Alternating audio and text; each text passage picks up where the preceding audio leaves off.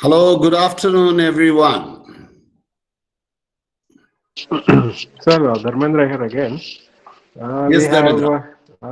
around 25 are there, sir. Maybe another 5 more Just wait minutes. for another two, three Yeah. minutes. Yes, sir. Okay. Shall we please wait? Yeah.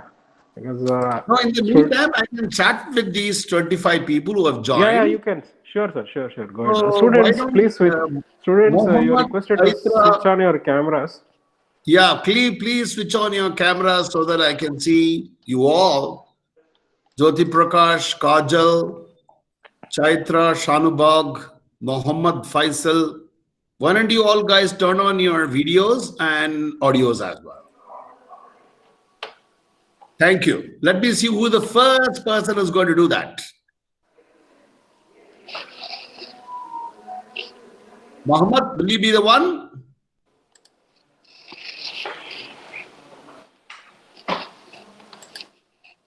Yes. Kajal, will you be the one, first one? Who is going to be the first one? I'm going to give a big hand to the guy who does that, other than Dharmendra, of course. Yeah, here we go. That is Chetan. Chetan L is the first guy who. Kajal Chabra has raised her hand, but I can't see her. Kajal, is that your photo or is it your face? I can't see. Chetan, don't turn off your video. Remain in your video. Thank you. Yes, Mohammed. Yes, Mohammed Faisal. You're the second one to come on. Excellent. Thank you. Let's see who the third one. Let's see, is it Nikhil or Kajal? Or let's see who does that. Who joins? Let me see. Jyoti Prakash, KK has joined. Angel Maria Francis. Well, yes, Hadi Ali. Hadi Ali. Keep your face on. Hey, man, that's cool. That's cool. I'm so happy to see people turn on their videos, That means you already passed your interview, Abhishek Sajan. Can't see your face. Nishu, Nishchita, Praful Sukhraj. Please turn on your videos. Thank you. Dharmendra, how do I? Hi, Gunashila. How are you? Hello, sir. I'm fine. How are you? Excellent. Thank you very much for turning on your video. And others who have not turned on their video, hey, Chaitan, turn on your video. Don't put it off. It's not that you need to turn it off when you're not talking, so that you can see other people. That's the idea behind keeping it on. Santosh, Sachin, turn on your videos, please. Dharmendra, how do I see all the people who are there on the... Sir, you can go to the bottom right-hand side where three dots are there. Yeah. Click on that and select the change layout, sir. Yeah. Yeah, there you can, whatever is comfortable, you can configure. Okay, I select the first option. No, I put it as tiled so that. Yeah. You can. Then how do I move from one side to the other is what I'm thinking. No, you can just scroll through, sir. You'll get a scroller. Where is the scroller? Next button you can see on the right side. On the right side. On the right side here itself, huh? Yeah. I'm not seeing the scroll button. That's what I'm wondering. I'm only seeing three people right now. Mohammed, I'm seeing Chaitan, I'm seeing. Then I don't know what happened to the others who came on but who have now gone back. Okay, so I'm again going to request all of you. Suri Volleyball, what's that? That's a nice name. Ashika, Angel Maria, Meghnathan has left. Anuja, please turn your videos on. Hey, Chaitan, don't turn it off.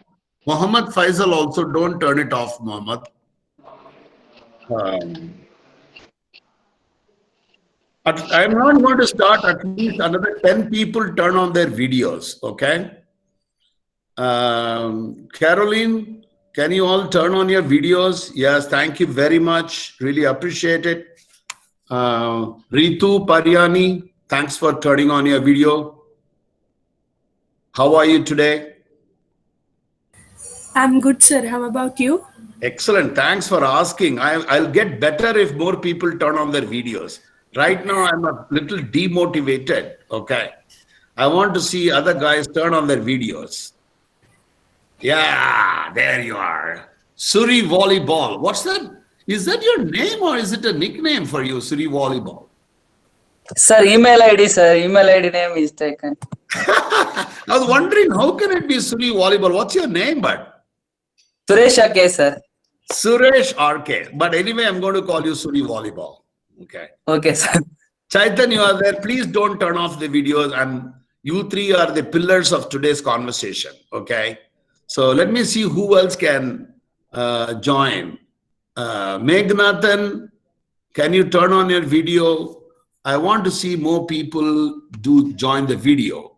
Suri Volleyball, don't turn it off. Okay.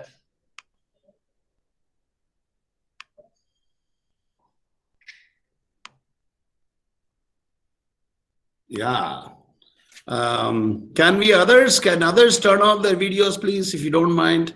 I have lots of names here. Jyoti Prakash, Kalivela Sindhu. Then you have Tejashwini Gowda. I'm going to keep calling the names.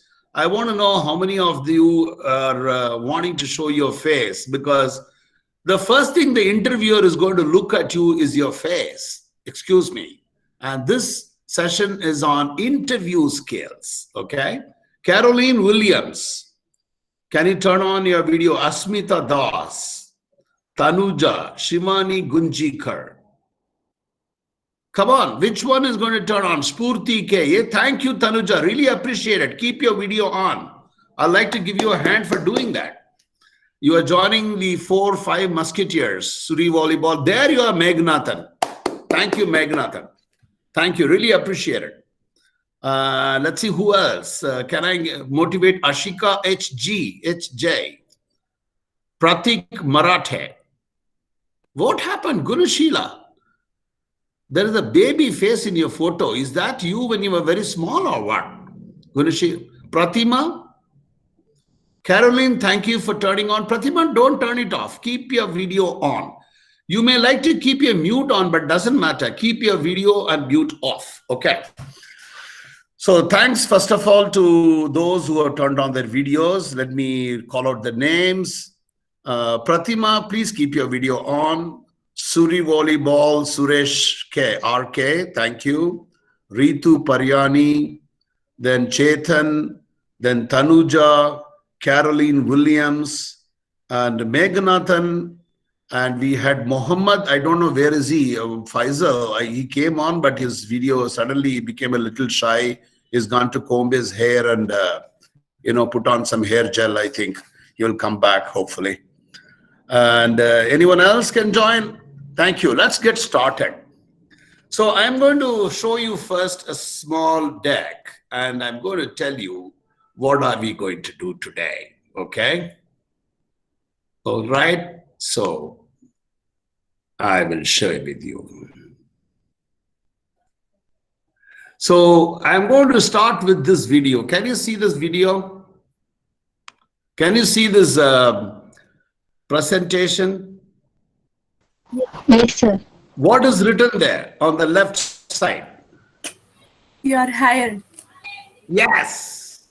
All those who have shown your face are hired. Let me tell you that. You're hired, right? Because the first thing that you need to do for an interview is to have a smiling face, to be confident to go and meet that person. What do you say, Suresh, Suri Volleyball? You agree? Yes, sir. Ritu, do you agree with that? Yes, sir. What about you, Pratima? Yes, sir. You have to smile. If you're going to be and enter the interview, you're gone.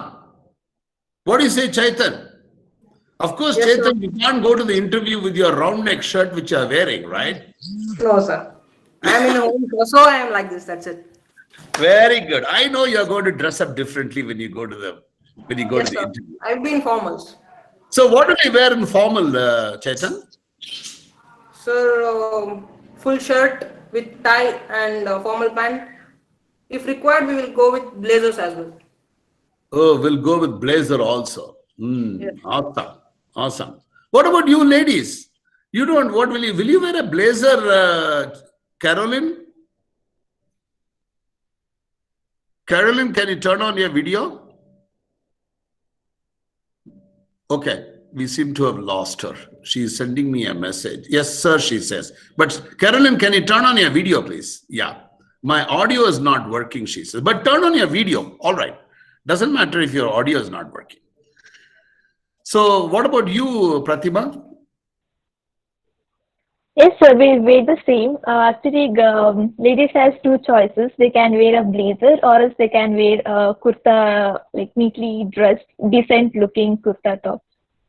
So it all depends upon who the interviewer is. What about if you see an old fellow like me as an interviewer? What will you wear? Traditional clothes, or you would like to wear jeans and t-shirt? No, sir, we'll wear a blazer. We'll wear a blazer. Like our uniform, yes, sir. Oh, you'll wear a uniform. Awesome. So, Ritu, tell me, I'm going to ask you a question. What do you expect today from today's session on interview skills? What do you want to learn today? Everything from scratch, sir, about the interview.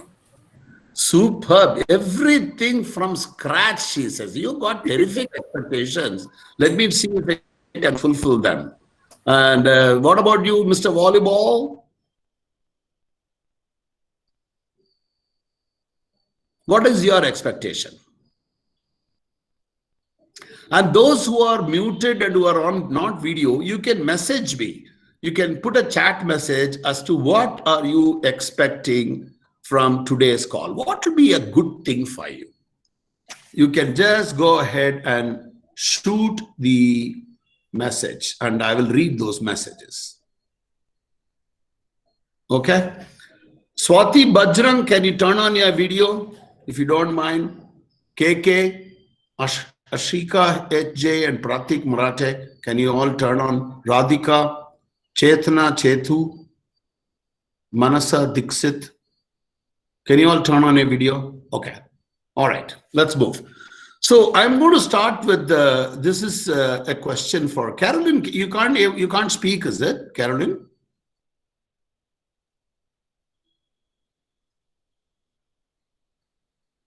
Okay, she can't speak, I think.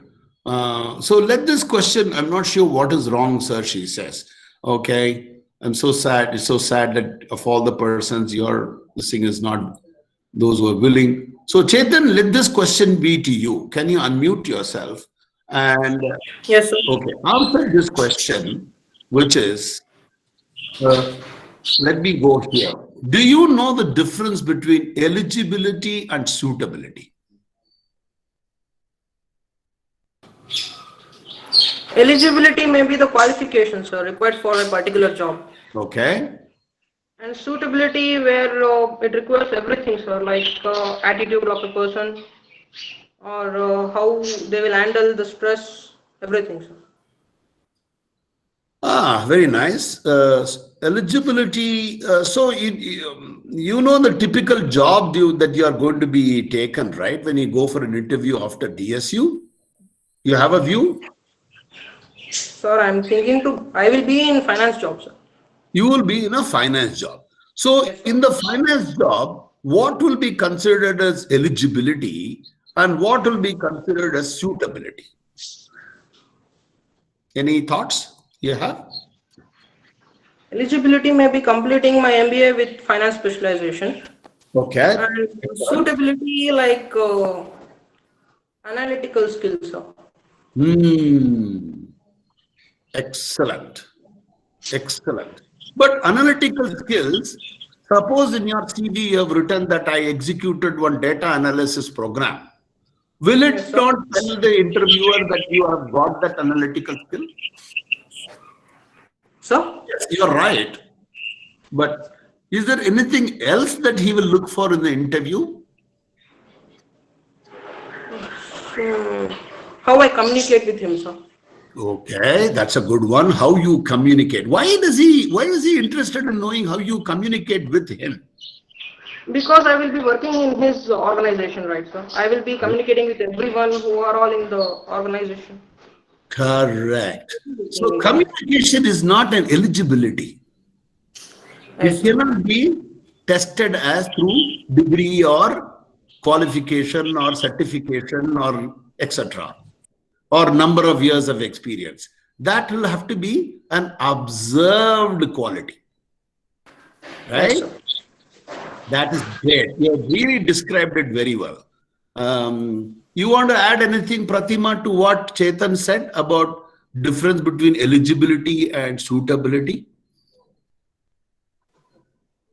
Yeah, I said rightly, sir. Like eligible in the sense, like we are suitable for, like it depends on our degree things, like what we have done, education things for eligibility, and for suitability, like we are suitable for that particular job or not. It is like generalized things, like where we suit to that job, or sometimes it will be a night shift, day shifts, everything. So whether we suit to that particular thing, so it is not eligibility, it is suitability. Very nice. Okay. Ritu, you have any views on this? Sir, eligible in the sense qualified. Okay.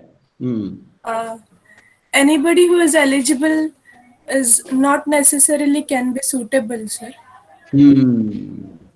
Because maybe somebody has just completed his MBA and he has just passed but do not want to work in organization. Maybe he has not got that attitude at all. In that case, why do they have this eligible condition at all? Why can't they just go for suitability? Forget about eligibility. Why should they put MBA degree, BSc degree? Why should they put that in the first place? Maybe to filter the candidates. Huh? To filter the candidates, sir. Like we have a huge requirement for the job. So to filter that, we need eligibility first. Then we go for suitability. Very nice. That's one beautiful explanation. Suresh, you have any thoughts? That's one good explanation. Is that No, sir. Go ahead, Suresh. No, sir. That's sir. Yes, that's right. Caroline, if you want, you can message me because you are participating. It will be good to hear your views on this. Anyone else who is there on the video who would like to just, instead of video, you just turn on your unmute button and speak on audio. Even that's fine with me. Anybody else who has a view on this eligibility versus suitability? Because if you say that, then it will clarify other people and it will also clarify in your mind what is the meaning of this. Because Ritu today wanted me to talk about interviewing skills from scratch. So I'm talking from scratch. Okay. Absolutely correct. What Chetan had explained. I will share with you what is eligibility. Eligibility is a criteria that will take you to the table of the interview based on hard data, degree, certifications, 10 years experience, your CV, your accomplishments, which is hard data. It is like a tick in a checkbox. Like Preeti was saying, it's about, at least filtering out people so that you don't have to go about, Pratima was saying, it is not going about looking for a haystack of people. So it makes the job of the interviewer easier if you have some filtering based on hard data. Even a computer can do this. If it process through all the CVs, it will reject 25 people who don't have the correct degree or correct certification or correct experience number, etc. Whereas suitability is an assessment based on your past behavior, your past experience, your competence level. It's from your communication skills, your skills that you're showing, a potential to fulfill the job and role requirement. Very correctly assessed by you. That is a different thing. This is an observed phenomenon. Whereas eligibility is a hard data. It is not, need not observe it. You can just give it to me. So coming back, have you got it, Pratima? Is this clear? So now I have next question for you. How much of the personality interview is focused on eligibility and how much of it is focused on suitability? Pratima, would you like to take that question? Yeah. Like, I don't know what exactly it is, but maybe it is for suitability, because already eligibility is filtered. Now the filtered candidates will be moved to verify their suitability for the organization. Okay, you have another person who's agreeing with you. Carolyn Williams also says, you might be an MBA graduate, but will not be suitable for a job because, and that is what suitability is, what is being checked out in the interview. Is that completely correct, Suresh? So is the interview, suppose you had written in your CV, I had delivered this project, I have delivered that project, I am Einstein, I am Virat Kohli in cricket, and I have done this, I have done that brilliant thing, I have made this. What is the interviewer doing about it? Is he also cross-checking what you have written in your eligibility criteria? Suppose you say, I've got 10 years experience. Sorry? He will ask questions related to our qualifications, sir. Why does he want to do that? To cross-check, sir, whether we have given the proper information or not. Actually, is it to cross-check or is there any other thing? Suppose I say I have, in the eligibility, they have written here minimum 5 years experience, and I have written I have got 12 years experience. What is he wanting to check on that? He wants to check, hey, you say you have 12, but do you have the relevant experience? You say you got, I'm looking for a sales job, and you have done an accounting job for 12 years. So he also wants to not cross-check. He's not that he's disbelieving you.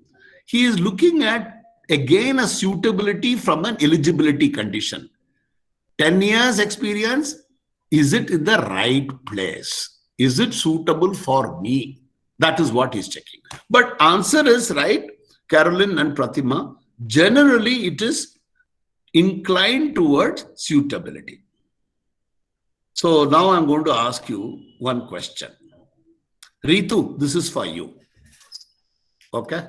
Suppose I ask you, Ritu, in the first question in the interview, as soon as you enter, I am the interviewer. Okay? I am interviewing you for Infosys job. By the way, Ritu, which specialization are you doing? MBA? Finance and marketing, sir. Finance and marketing. Okay. I am going to just ask you first question. Tell me about yourself, Ritu. What will you say?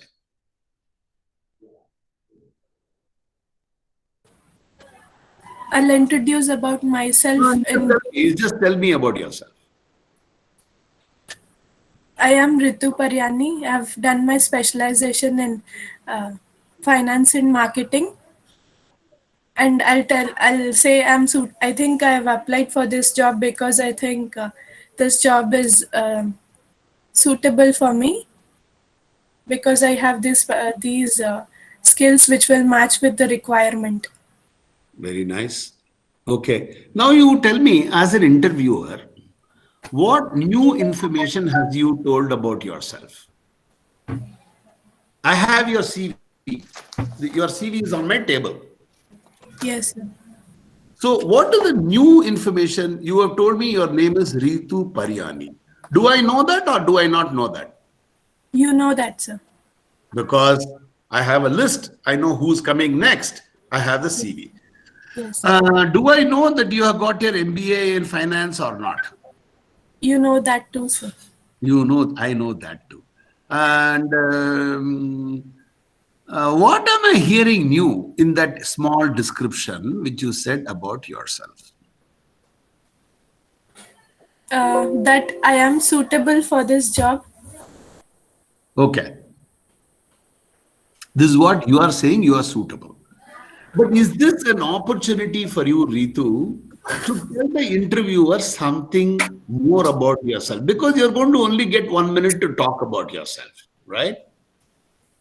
So let us do, why don't you guys interview me? Suppose this is a position for Dean of Dayanand Sagar University, okay? And my CV is already showing that my name is MG Raghuraman. I'm a mechanical engineer plus an MTech in software engineering. And my CV is telling that I have 37 years corporate experience. My CV is telling me I was CXO in a billion-dollar IT company. I was CIO for 6 years. I have done international clients. That's all my experience. Then it also says that I'm a certified coach. My certification in Six Sigma Green Belt, and I have managed to grow my business from X million dollar to X billion dollar. It is writing all this. And now you are an interviewer and you ask me, tell me this, and I have come for a, what is the interview I have come for, Chetan? Sir? What interview I have come for? Which position? So related to finance job, sir. No. I have come to a position of Dean for Dayanand Sagar University. Okay? This is an administrative head position, and you are the Vice Chancellor who is interviewing me, Chetan. Okay? So please ask that question. As you are the Vice Chancellor, ask me this question. Sir, introduce yourself, sir. Yeah, go ahead. Yes, sir. Introduce yourself, sir. You won't say, sir, obviously. You will say, Mr. Raghuraman, MG Raghuraman, interview you. You know, I'm hiring you for the Dean job. So introduce yourself. That's what you will tell me, correct? Okay, sir. And you also give me only 1 minute for introduction. So if I told you, my name is MG Raghuraman, I have 37 years experience. I have done my originally engineering degree. Then I did my MTech in software systems. I have 30 years in corporate IT experience. I was a chief CXO. I managed international clients. I have last job I was CIO. I grew my business from $10 million to $150 million business. And I'm keen on this job. You tell me, what have you learned more about me? Everything what I have said is there in my CV. Yes, sir. And you have read my CV. Where did I impress you, Chetan? No, sir. Fatima? Did I impress you? No, sir. You have to tell extra things which is not there in CV. 100%. I have to tell things about me which is not there in the CV. First thing. I have to use this opportunity to, it is like selling yourself, right? See, suppose I'm selling a product, and if I showed a product, if I asked my mobile phone, tell me about, if the mobile phone should not say, I am a mobile phone, I am iPhone, I am from Apple, and version number 8.0. Boss, who cares? So what I will do now, I'm going to do something different. Okay? Pratima, you are my interviewer. Okay, ask me the same question.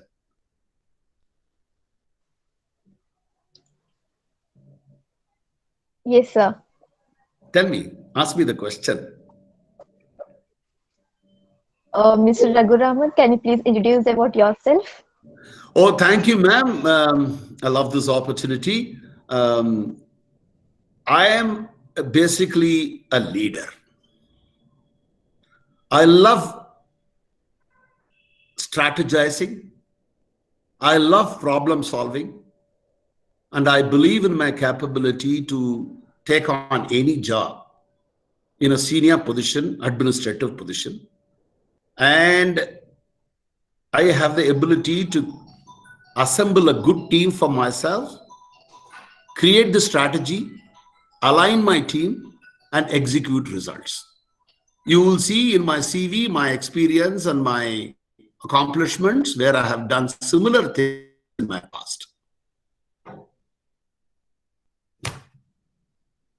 So what am I telling you? Perfect, sir, I which did is not not say there my in the name. CV. Yeah. I am connecting with you. I am telling you things which you are wanting to hear from me. You understand my point? I am telling you, even Yes, though I sir. manage only IT clients, I can do the dean job as well because I know how to strategize, I know how to create a good team, and I know how to deliver the results. You understand my point? I would do the same thing if I was Yes, interviewed sir. for NASA, if I was introduced for Satellite Center CEO, or if I'm introduced for Road Transport Corporation CEO. Comes to the same thing. Okay? So that is the first thing I want you to know, to understand what the interviewer is thinking, wanting. He is not wanting you to tell him what he already knows about you. So step out of that. Yes, you can say, see, for example, there's no point in telling him I did my MBA from DSU. He is sitting in DSU and he is interviewing you, right? So what is the silly information you are giving him? You can say this. Sir, first let me start with as to why I chose finance as my specialization.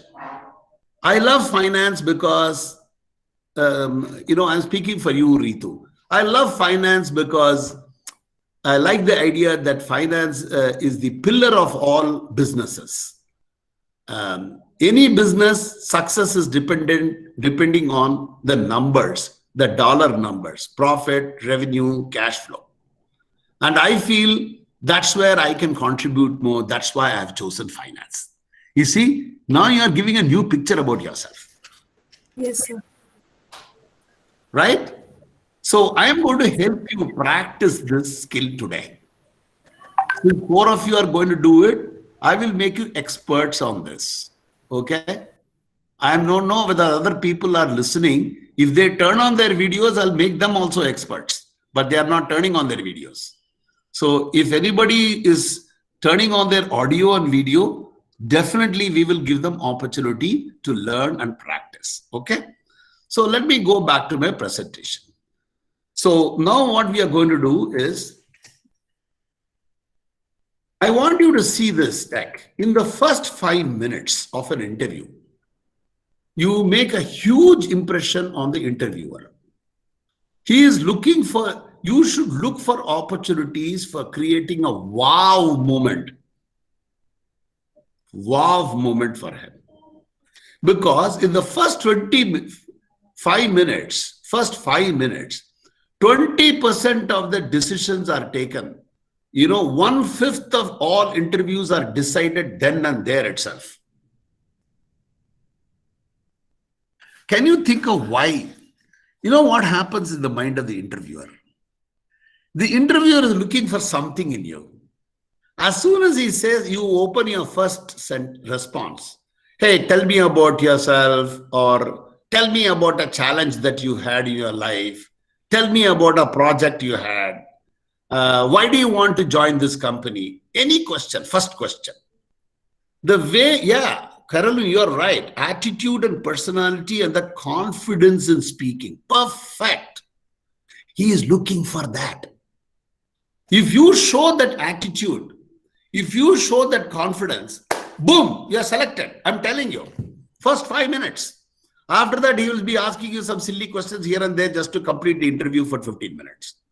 But his mind is made up. You think about it, Ritu. When you go to buy, have you ever bought recently any silk sari for yourself? Shadi wadi ke liye kharida? No, sir. No. Have you bought any clothes, salwar kameezes or something of that kind? Or western clothes, tops and trousers recently? Yes, sir. When you go to a shop and that follow through, you see so much in the wardrobe hanging. Normally what happens? How often do you see 20 dresses before selecting one? How often you see one, boom, you like it. And you say, I want to know, can you show me how much is it? Tell me what happens with you, Ritu. Yes, sir. The first choice that we make, we end up buying the same most of the times. Most of the time, correct. It is the same thing with the interviewer. The first 5 minutes, something clicks. And after that, then he will go find out how good you are. I'll ask you some other supporting questions. Now, it is your opportunity. How can you make an impression in the first 5 minutes? 20% of the decisions are taken on the spot. Many times I have seen in my life, first, I have interviewed hundreds of MBA candidates in my lifetime, in my career. You know, the person walks in and I say, hey, so-and-so Ritu, why do you want to join my company? In the first 5 sentences, I made up my mind. Yes, she's the right person. See, I know she's also prepared for the interview. She also wants to impress me. She has rehearsed it a million times. She has stood in front of the mirror and practiced this question. I know all that. But overall, as Caroline says, the attitude, that confidence, that's what I'm looking for. Now, many people may not have that confidence. You may not be very good in English, right? I am from, let's say, rural South India. You know, I studied in a place called Udubalpet in Tamil Nadu. And first 6 years, up to 6th standard, I studied in Tamil medium. Now you tell me, if you ask me a question in English, Chetan, I could not have been able to answer, man. That will happen to many people here in this room. But we can practice. I'm going to tell you what to practice today. So that in that first 5 minutes, if you can make an impression on the interviewer, uske baad, even if you goof up the interview, it doesn't matter. Suresh, are you okay, Suresh, with what I'm saying? RK? Okay, sir. You understand what I'm saying, right? Hey, Nitin Krishna, can you Yes, say sir. yes to me? Just unmute and say, yes, you understood. Yes, sir. No, but you can ask me a question of you. I did not say that you should only say yes. You can say no also. Okay, Nitin? So now I'm going to share with you the next step. So this is what happens. 20%, in fact, nowadays I would say even 30 to 40% of the yes-no decisions happen. See, I've written yes and no. Sometimes the interviewer also decides this person should not be hired. You know why? You know, you walk into the interview and sit down like this. Okay? Or, you know, keep your button off, keep it collar like that, sit like this. You know, interviewer is not going to be impressed. He says, what the hell is this? Why are you keeping your button on? Why the hell? You are supposed to come for an interview. As Chetan says, you should be properly dressed. I'm expecting some protocol. You come with a round neck t-shirt for an interview, that means you're not taking me seriously. Boom, out. First 5 minutes, decision. Oh, this chap is not serious about the job. And you know, when you walk into the interview and then you do this, and then, or, if you're a girl, you just go tie up your hair and fling it backwards. If you do those kind of things, first impression out. So when you go for the interview, the way you sit first, like, you sit first straight with your hands on the table, or sit here. You can even sit here, but don't sit like this. Or, you have to show, as Caroline says, that confidence about yourself. So now I'm going to ask Ritu, Chetan, Surya, and Pratima. Now you just sit down on the table wherever you're sitting, as if you're sitting for the interview. How will you sit? Yes, I'm seeing Pratima move backwards.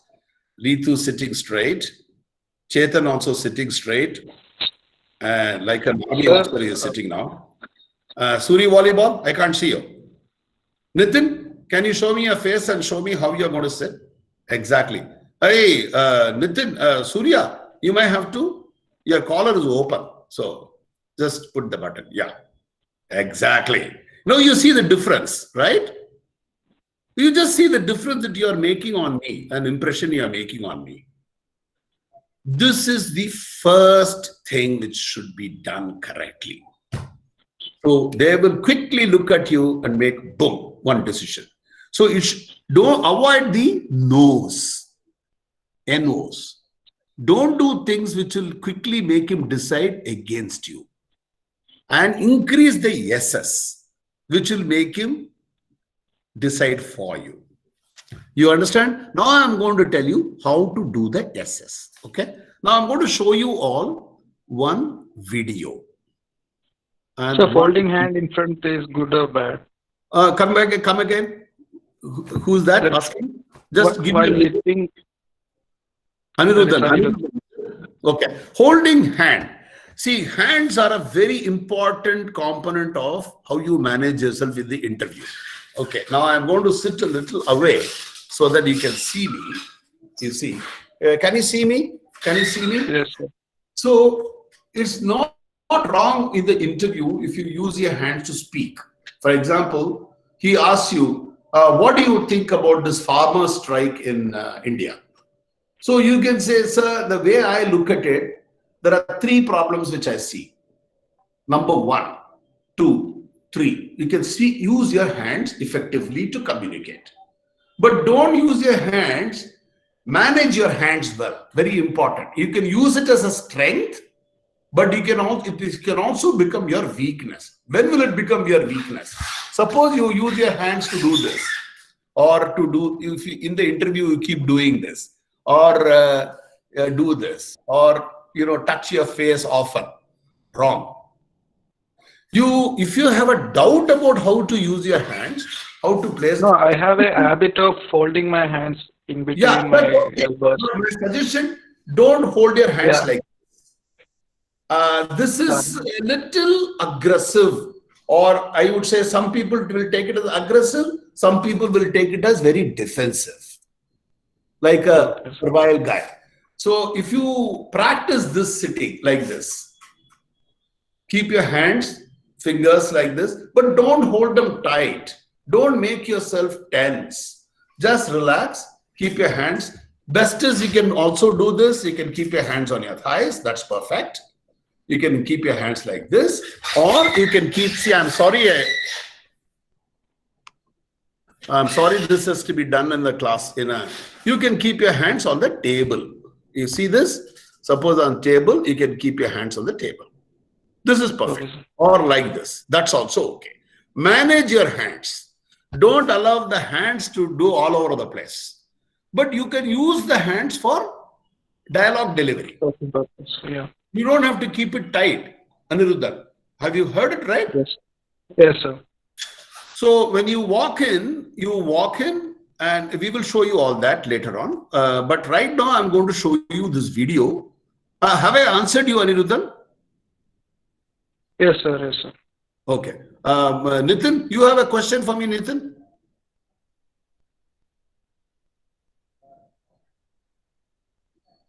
Nitin, I can't hear you. You are speaking on a mute button, I think. Okay, so let me go to this. I want to show you. Just watch this video and tell me what did you understand by this video. Okay. Okay. Are you all able to see my screen? Yes, sir. Yes, sir. Can you read it out? What is written there? Answering questions, the STAR technique. The STAR technique. So I'm going to show you this video for about 2 minutes. Okay. Another key interview technique used is behaviour-based interviewing. The theory behind this technique is that the best indicator of future behaviour is past behaviour. When an interviewer asks you to describe a situation in which you were involved, they are looking at how you respond using a specific example. Think STAR. The STAR model breaks answers into 3 segments. 1. Description of a situation or task. 2. The action you took. And 3. The final measurable result. It's very important that all aspects of the STAR format are used. It won't help your case at all if you thoroughly describe the situation but forget to indicate the result. Likewise, it's no good explaining how well it turned out if you haven't first given a clear picture of the situation and the role you played in solving the problem. Let's look at a STAR question in action in a panel interview. Okay, I'm going to just stop for a moment and go back to each of you. So, Aniruddhan, can you can hear me, right, Aniruddhan? Yes, sir. So I'm going to ask you, I know I'm not able to see you, but I'm going to ask you a simple question. Aniruddhan, you have done any, have you faced any challenges in your life? Yes. Can Yes, you tell me any one challenge that you faced in the last 1 year? The last 1 year, my exams. A semester exam. That is also a challenge for me. Tell me more about it, please. Actually, I'm basically from engineering background, so I had many finance paper also, like account paper. So that was a challenge for me to study. And there was some business paper also. So it was entirely different for me, and I had to study more. That's it, sir. No, but remember, I'm asking this question to know more about you, right? So I'm going to ask the next question. So what was the action that you took? I worked hard, like I studied more, and if I had any doubt, I would have asked to my professors. And yeah, I studied, I worked hard. You worked hard. Yes. And you also said you never hesitate to ask your professors questions, doubts. Yes. Yes, sir. So what was the result? Yeah, passed in every exam. So what did you learn from this challenge? Challenge is that, and don't be afraid of your challenges. You have different hurdles, but you have that skill or something to make over about it. Like you have something to control it, like that. Excellent. See, this is the STAR model. What is the STAR model? Now let's go and look at this. Okay, I'll go to the STAR model directly and then come back again to these things. So when I ask you to tell me a success story or tell me about a challenge or whatever, you are looking at first the situation, which is setting, frame, picture. In your case, you said I had a challenge because I was from an engineering background And there were papers on finance and business, which was, you didn't explain the situation. You could have explained a little more, which was not in the same skill alignment with my skills. I am an engineer, and these finance papers were something new to me. I did not know about that. You should explain that situation. Okay. Then you should say, now you see, I had a task. The problem was, because I was not familiar with the subject, because normally I'm in any analytical subject, I would have done well. But this is finance. That was my problem. That was my issue. I didn't have any past experience. I didn't have any past knowledge. So I took an action where you should talk about I, which is what you did. I worked very hard. I sought advice from my professors. I did not hesitate to seek my doubts. I was not shy. I asked my people. I took some help. Because of that, the punchline now. You didn't tell me the result since I asked you. Because of that, I passed with flying colors. And now the details. Now I realize I have learned something. Any challenge in life, I can overcome it if I understand the situation, understand my task, the problem clearly, and take appropriate actions. That is the STAR model. Anirudhan, have you heard? Yes, sir. So now you won't require me to keep on nudging you. What happened? What did you do? And when I say, what did you do? Don't say, we all did this. The interviewer. I did this. Yes, sir. He is looking at you. These kind of questions, no? What challenge you faced? Tell me about a success story. Tell me about yourself. Tell me about a project you did. He is giving you the opportunity. He is giving you, you're a football player? Or a cricket? Or a cricket player? Football. He is giving you one football, an empty ground, and telling you, hey boss, show me what you can do with the football.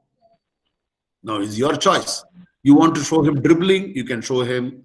If you want to show how you are in heading, you can do header. If you want to show how you are at fast, running fast, you can show. How do you trap the ball? You can show him. How do you kick long shots? You can show him. How do you chop the ball? That's your choice. Yes. He's giving you an empty ground. You understand my point? Yes, yes, sir. So when he is giving you challenge or any of these standard opening questions, he is giving you a ball and an empty ground. Unless you show, he won't know. You understand my point? Yes, sir. If you simply say, I had many challenges in my life, that's it. Then he will say, okay, tell me about one challenge, which is what I told you. Then you said, I'm an engineering student, I had finance problem. Then you kept quiet. So he doesn't know your dribbling skills now. Yes. So then I asked you, what did you do? Then you started dribbling. I worked very hard. I consulted my professors. I did blah, blah, blah. Then also you kept quiet. Because I wanted you to show me, what do you do with dribbling? Then I asked you, what was the result? Then you said, I did very well in the exam. That means you not scored a goal in the net, empty net. Then I asked you finally, what did you learn? Then you summarize the whole situation by saying, any challenge, I know how to deal with it, etc., etc. You understand my point? Yes, sir. That is what you showed me, your football skills. That is what the interviewer is looking for. Carolyn, by talking freely about the STAR model, the situation, the task, the action, the result, you are giving him the confidence that I know how to talk. I know how to explain. I know my mind is clear. You know, you're not all over the place. That is why this structure of a STAR model. This is a very famous interview technique. I want all of you, when you go back today, I will show you some 5-6 questions for which you should write down in a piece of paper the STAR. What is S? What is T? what is A and what is R and ready. Practice it. Do it in front of the mirror 3-4 times. Then you will develop the confidence. When he asks you, first question, hey, tell me about a challenge in your life. Boom, boom, boom, boom. Interview done. He selected you because first 5 minutes he is impressed with you. Anirudhan, have you got the point, Anirudhan? Yes, sir. Yes. Excellent, excellent. Harish, are you there? Can I hear? Can I see? Can you hear me, Harish? Harish, can you unmute yourself and say yes to me? Yes, Sachin. Is the necessary to tell him about our career goal? Hey, I lost your message, man. How do I get your message back? See on the top, there is a chat button. Which one? There's a time rate, sir. Where is that? I can't see that. Top right corner, top right. Top right. Oh, okay. Top right. Sachin has written, is it necessary to tell him about our career goal in front of interviewers and how it will affect on us? Now, you see, it all depends on the question, Sachin. Suppose he says, tell me about yourself. It's absolutely, this is a great opportunity to tell him about your career goals. Now, you see, do not worry that, okay, let me ask you this question. You are now hiring me for a finance analyst job. Okay. Now, I'm telling you, you ask me the same question. Son, can somebody ask me this question? Anirudhan, can you ask me this question which Sachin has asked? Ask me this question. What is your career? What is your career goal? Yeah. Even if he has not asked, he says, tell me about yourself. I will say, he's asked a simple question like, why do you want to join my company? Okay. So I'm going to say, sir, first of all, I want to join PwC because I know this company has got excellent processes, systems. I want to join a large corporate organization to learn the correct practices. I will have an opportunity to interact with a lot of people. There will be team members. There will be seniors. There will be opportunities to learn and experiment. So from that learning, that will help me towards my long-term career goal. My long-term career goal is 10 years from now, I want to be an entrepreneur. I want to do something on my own. I want to do a startup company. But for that, I don't have the skills now. I feel if I work in a good company, I learned a good practices, organizational behavior, stakeholder management, client handling skills, team behavioral skills, strategy, tact. Once I learn that, it will support my career goal. So, Sachin, have I answered you, Sachin? You see how I have put it very nicely without making him feel uncomfortable. Ritu, did you feel uncomfortable when I said this as an interviewer? No, sir. But I have a follow-up question. Yeah, please. Will they hire us if we tell them that after some years we want to be an entrepreneur, which means that we are going to leave their company, right? Ritu, let me tell you one thing, honestly. In today's world, if I hire a millennial, you guys are all millennials, right? You are all born after 1994, right? 1990. Come on, have a heart. 1998. I am 64-year-old. You are 22-year-old. Do I expect you to join a company and remain in the company for 40 years? No. Impossible. I have also seen enough people, right? See, remember, the interviewer is not an idiot. Just because you say, I'm going to stay in the company, does it mean that you will stay? Just because you say, I've got a career goal, does it mean that you're going to leave the company? He doesn't form opinions the way you think. Again, as Caroline said, he is looking for attitude and confidence. Yes. For example, you did not say that I'm going to leave tomorrow. You also actually gave him a lot of compliments, saying that your company is a great company. I want you to learn. Yes. And maybe if I like it, I may continue forever. And this company will provide the required skills. Yeah. So No one is expecting you to write it in your blood that I will not leave this organization forever. Come on. Hard, yeah. Sachin, have I answered? Yes, sir. Yes, sir.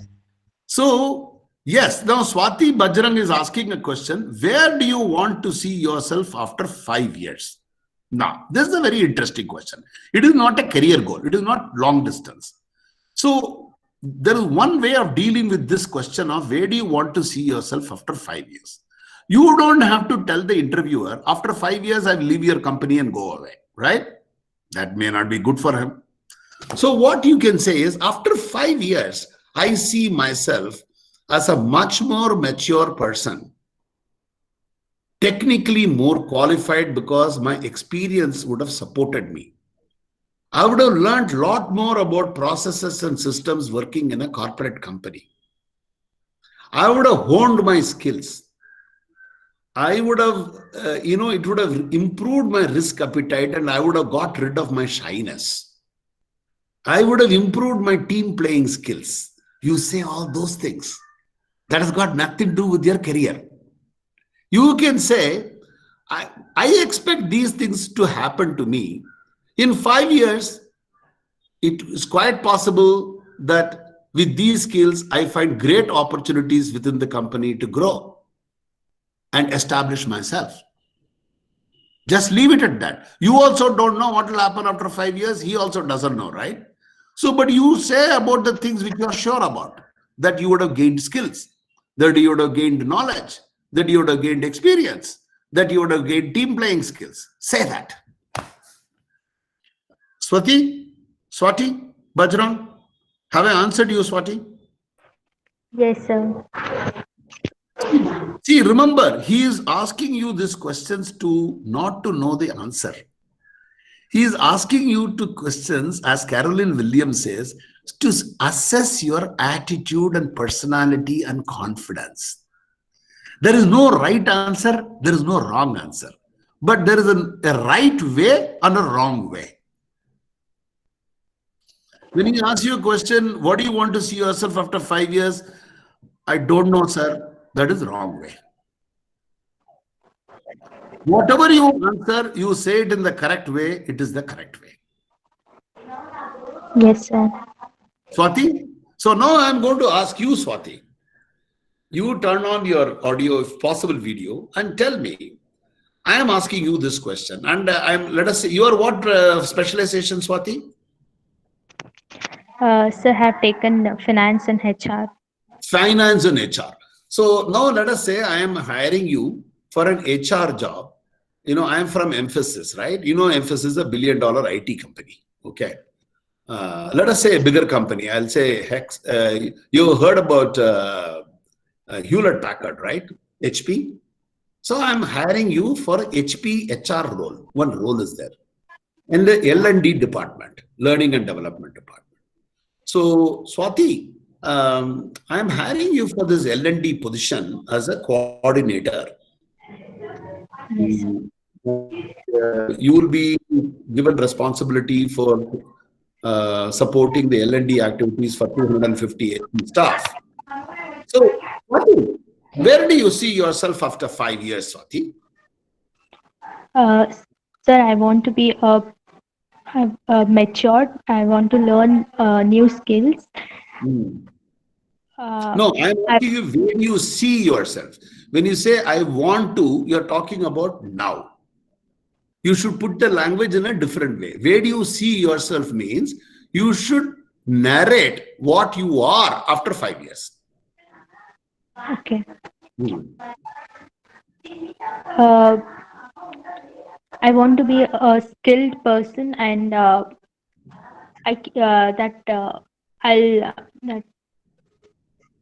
What skills are you talking about, Swati? In HR L&D role, what skills will you be gaining? a good communication skills and good commanding position. I mean, commanding role. Okay. Basically, when you say commanding, you mean assertive person who will be confident, etc. Isn't it? Yes, sir. Okay. What else do you see? Suppose you visualize Swati Bajrang in 2025. What should be different from today?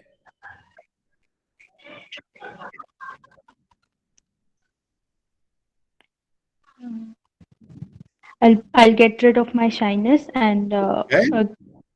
yes, I want to through this position I want to get a great opportunity to grow myself. Excellent. So you see, think about it. Plan this now. Think of a star model. The situation is 5 years from now. The task is you have to explain about what will be the changes in you. Action is what all will you do to achieve there? That I will be interacting, I'll be working on my communication skills, I'll be doing a blah, blah, blah. Result is I will be a more experienced, talented L&D personnel who will be of great value. I'll be delivering excellence to my customers who are my employees. So this has to be prepared. You can't do it just like that. You understand, Swati? Yes, sir. So again, you think about what am I asking? Construct your response in a star model. Situation, this is the problem, this is the action I will take, this will be the result I will see. Sometimes you may not have a problem. It may be just a situation, action and result. That's also okay. You understand my point? Yes, sir. But construct it and say that in 3 segments so that he knows what you're talking about. He knows your mind is structured and you are focused on the end result. Okay? Yes, sir. Okay, Carolyn has asked a question. Is it okay to answer with a personal goal? For instance, if I am starting something on my own, can I mention that? Now, this is a slightly dicey thing. If you are joining a corporation and they are looking at you for not going away from the company for the next 3 years, if you tell them within 1 year I'm going to leave, he's not going to hire you, obviously, right? So, if there is a personal goal, I don't think there is any necessity to tell that, Caroline, unless you think that will impress the interviewer. For example, suppose you've got a personal goal of doing your chartered accountancy and you have done your MBA finance. You can say that, you know, sir, I'm working while I'll be in this job. I'm also preparing for my CA ship, which will help me improve my finance skills or accounting skills. Then you're aligning your personal goal with the company requirement. Carolyn, have you understood what I'm saying? So ensure when you give out an answer on personal goal, remember, always think about the interviewer. Don't have to say what he wants to say, but align your answers to the role requirement. Why is he interviewing you? You rightly said he's checking your attitude, personality, and confidence. He is telling about your personal goal, indicating an attitude or personality or confidence. If it is indicating your confidence, say that. For example, suppose you got a personal goal of learning flying and you want to do hobby as aircraft flying. There's absolutely nothing wrong in saying that. Or you got a personal goal of becoming a guitarist. Is there anything wrong in saying that? It will show him that you are a keen learner, that you are interested in extracurricular activities. So a personal goal, there's nothing wrong. Suppose you say, my personal goal is I am from a poor family and I got one brother and sister. My personal goal is to ensure that I pay for the education of my younger brother and make him stand on his own legs. Is that wrong? Is that wrong, Caroline? Will it impress the interviewer? Yes, it will impress the interviewer. So choose your answers, and as far as possible, be honest, be sincere, be authentic. If you speak from your heart, ladies and gentlemen, you will never go wrong. Okay? Just be your natural self. It's all right. Remember, the interviewer is an experienced person. He's a guy like me who has seen so many young people. So he is looking again and again for that small nuggets of attitude, personality, confidence, your personality traits, your behaviors. That's what he's looking for. Okay. Thanks, Caroline, for asking that very good question. And thank you, Swati, Bajrang, Sachin, for asking those questions. Okay. Now coming back to the presentation. So we talked about the star model. So the star model can be for any of these things, like any story you want to tell. Tell me about a success story. Tell me about a project. Tell me about a challenge in your life. All this you can prepare. So when you talk about for suitability, prepare your stories. Okay. And whatever you've written in your CV, resume, suppose you say, I have done a particular project. He is going to ask you on that project. Prepare your story. You understand my point? For example, let me tell you this. Ritu, do you have a hobby, Ritu? Yes, sir. What is that? I like cooking. Have you written, will you be writing that in your CV? Yes, sir.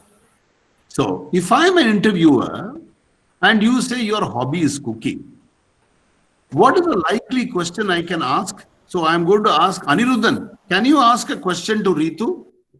You are the interviewer and you are checking her personality trait. So you are giving her an open field with a football to play. What question will you ask her? What is your favorite food? Is that good enough food? If you say, what is your favorite food? Can you expand on that question better? Yeah. Remember, you have to make her play on the football field. That's what you're wanting. Go ahead.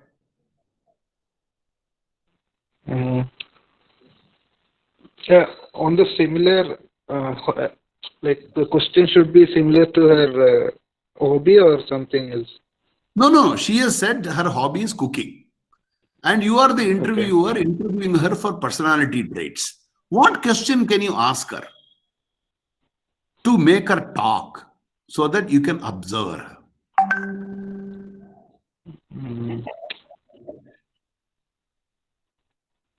Any of you can ask that question.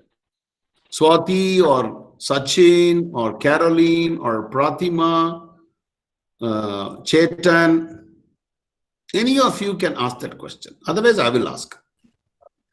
We can ask like what kind of like Italian or North Indian, which kind you like the most and which style you prefer the most? Okay. Why you like that style? Why are you experimenting on cooking or just following on your like traditional way, or you're going through YouTubes, or experimenting with your own ingredients, preparing new cooking?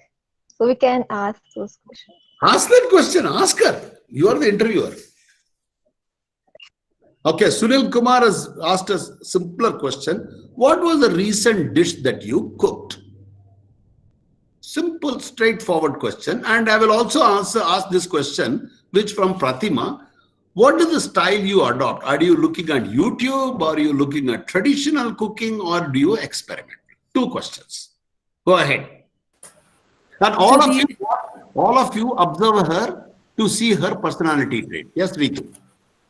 2 The minutes. recent dish that I have cooked is veg jaipuri.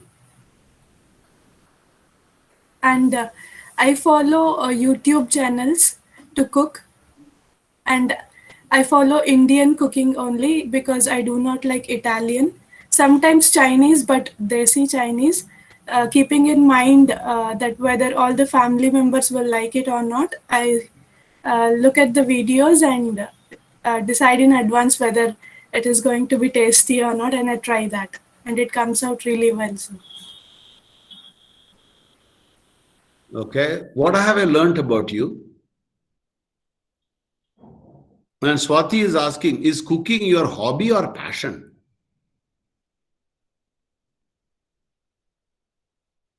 It's a hobby. See, now you are telling about yourself. So use this question to describe your personality. Again, go to the star model. Tell me about this. These people are asking you to about your cooking preferences, your passion, your hobby, the recent dish which you cooked, what do you follow, etc. Basically, they are wanting to know about your cooking repertoire, your portfolio, your profile. So that is the situation. Now your task is to explain, right? So you can, the way you can do it, think about it and give me an answer again. I'll ask you the same question. Hey, Ritu, you written you enjoy cooking. Hey, tell me about you and cooking. Now this is a very open question. I'm giving you a football and a football field. Play it again. How will you say that? I enjoy cooking. So the task is to cook the food that my family members will like and which should not go waste. And the effort that I put in is I'd select the dish that is Indian, and No, explain the task a little more. See, you came nicely. The idea is to cook what your family wants. At the same time, it should not go away. Suppose you do experimenting. Yes. They like Italian, you experiment, but you don't cook proper Italian, gone. Everything will wasted, right? Yes. So you are now giving a challenge. Talk a little more about that problem. What's happening? You tell about your parents, your sister, brother, or Yes. your, yeah, tell about that. What is the challenge? The challenge here is to cook a food that my family members will like, and I prefer watching YouTube videos because No.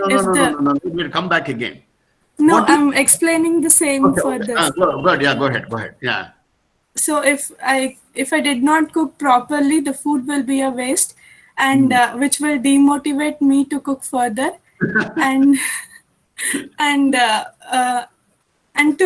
in results, I assess the taste of food by taking rating from every. Hold on. Come back to the challenge. Make it more interesting. For example, if you followed YouTube, it is exciting because you are experimenting.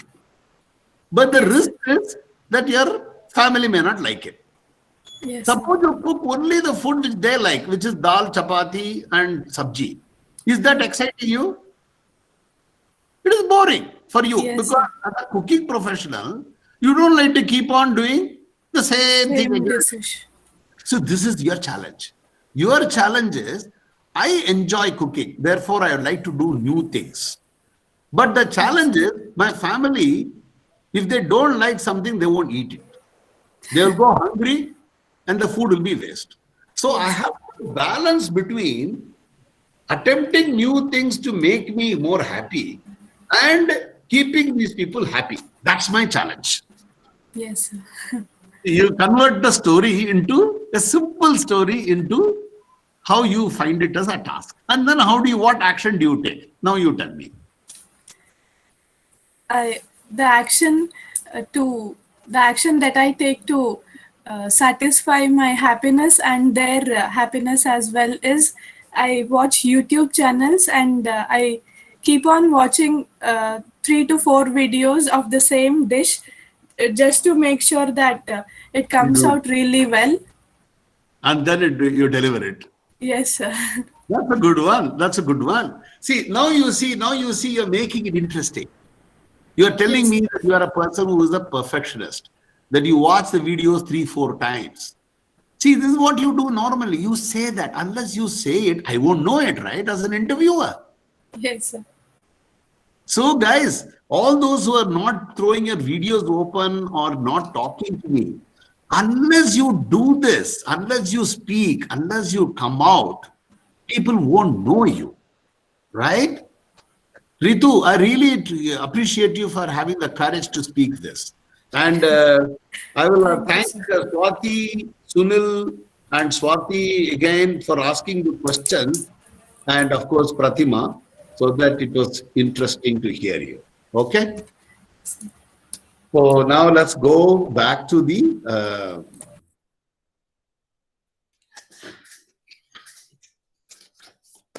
okay. Okay. So now I'm going back. So you have to, when you write it in your resume, Ritu, suppose you've written about cooking, right? Prepare your story for cooking. That is the point which I'm trying to make. Yes, sir. Don't write something in the CV. Ensure whatever you have written in the CV, you should be ready to talk about it. Yes, sir. Sure. Anirudhan, so what are you going to write in your CV? Any hobby?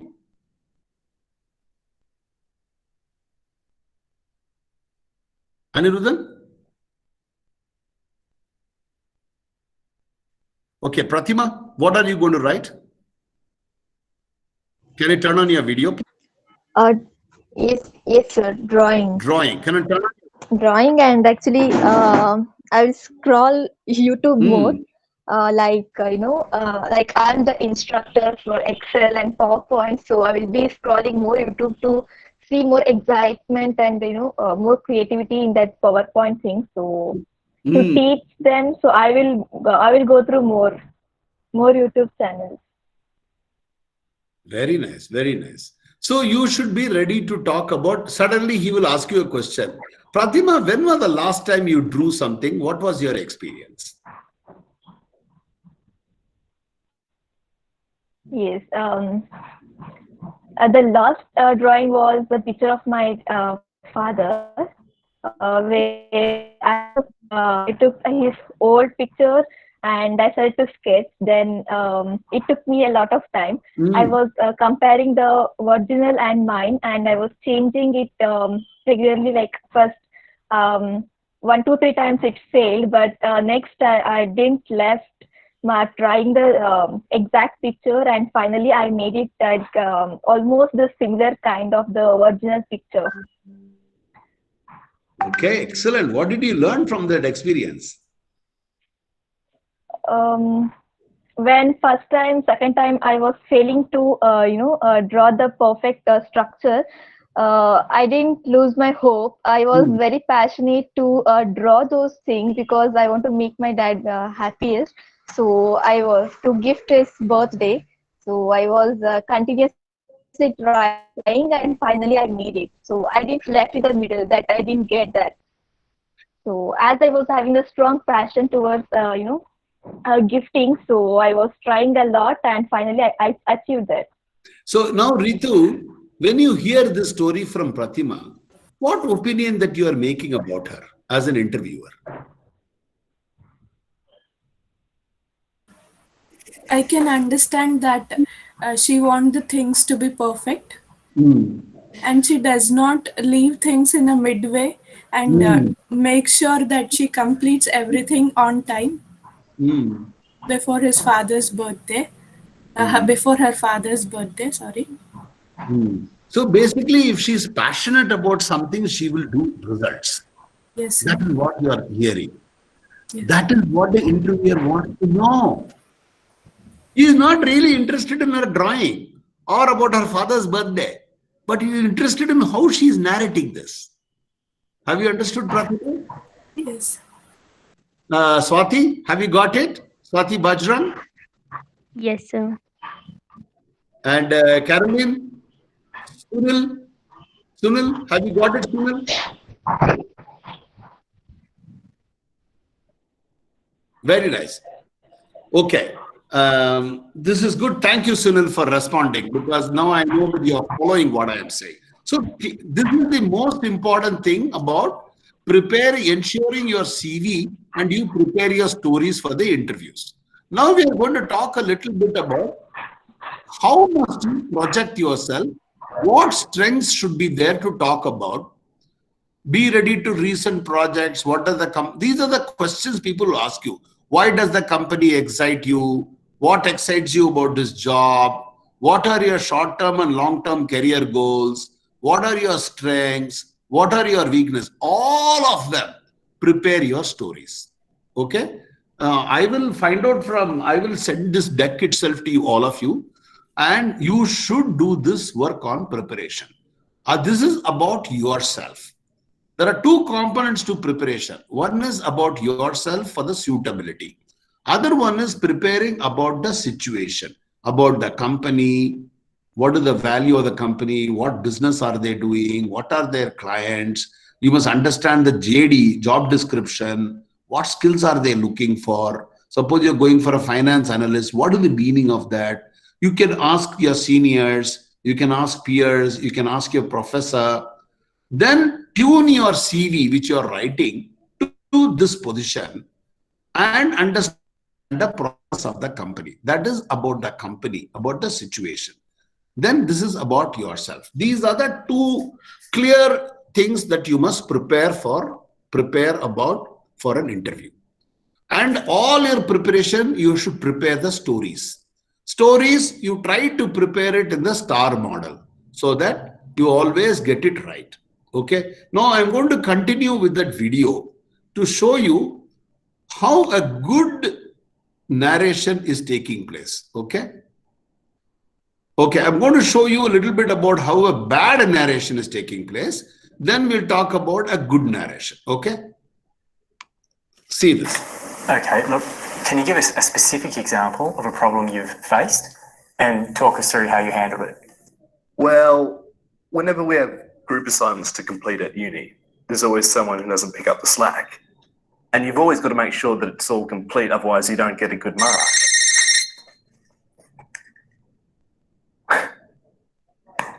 Where was I? Yeah, I always end up with a good result, so that's why people want me in their group. When we look at Alex's body language, he's clearly not engaged. To the panel, this indicates that Alex is not keen to be there and is not enthusiastic about the job.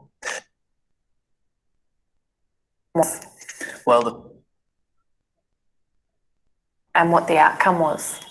Well, the first one that comes to mind was a situation at university where I was coordinating a group assignment where we had to run a mock company and hand in all the paperwork and financials for the end of the financial year. So what did you find difficult here? Well, since I was the group coordinator, there was a lot riding on me to make it as good as it could possibly be. But there was one person who never showed up to the meetings or contributed to the assignment in any way. So what did you do? Well, the group and I had a meeting to decide how we should go forward with that. And it was decided that I would have a meeting with the person concerned and see what could be done about it.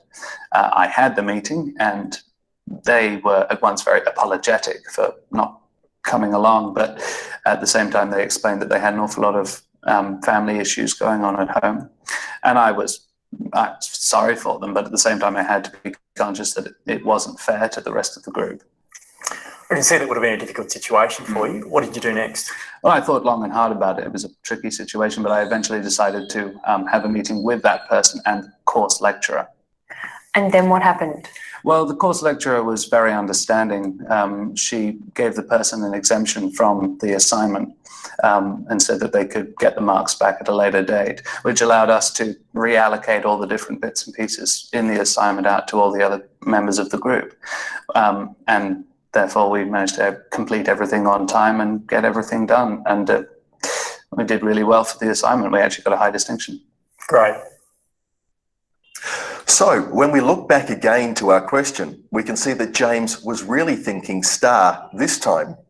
He described a specific situation, talked through the different steps he specifically took to resolve it, and then concluded concisely with the end result. He spoke to each panel member in turn and maintained good eye contact.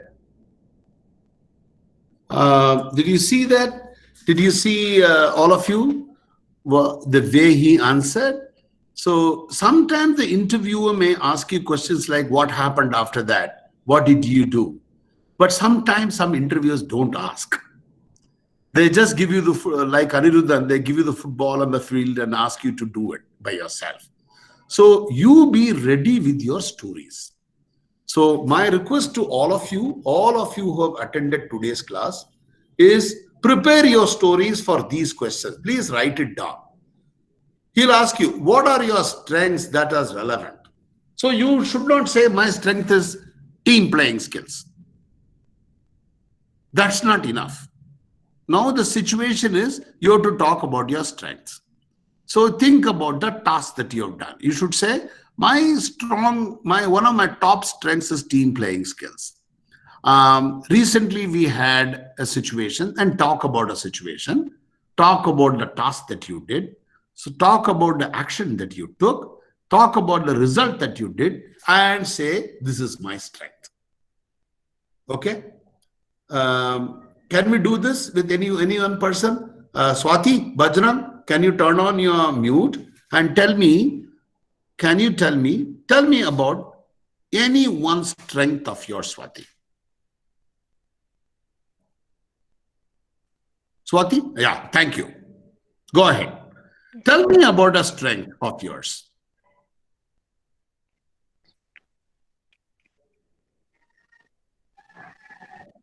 I can work under the pressure. I can complete the task within the specified time given to me. Then go to a star quickly. Yes. Go to a star. Yeah. Go ahead. The task is to complete the work given to me. For that, I will work hard and manage my time and try to complete within that. And the end result is I will. No, give me a process. Tell me actually what happened. Any one case where you demonstrated your strength recently, either in private life, public life, college, school, family, anywhere. Okay. I need to submit a project for that. That is the time is given is for 1 day, and for that I need to collect all the data and get the information and prepare the project report. For that, what did you do? I have collected the data and worked on that. I mean, in the whole day, I have spent my time and I have worked hard and. Did you face any challenge?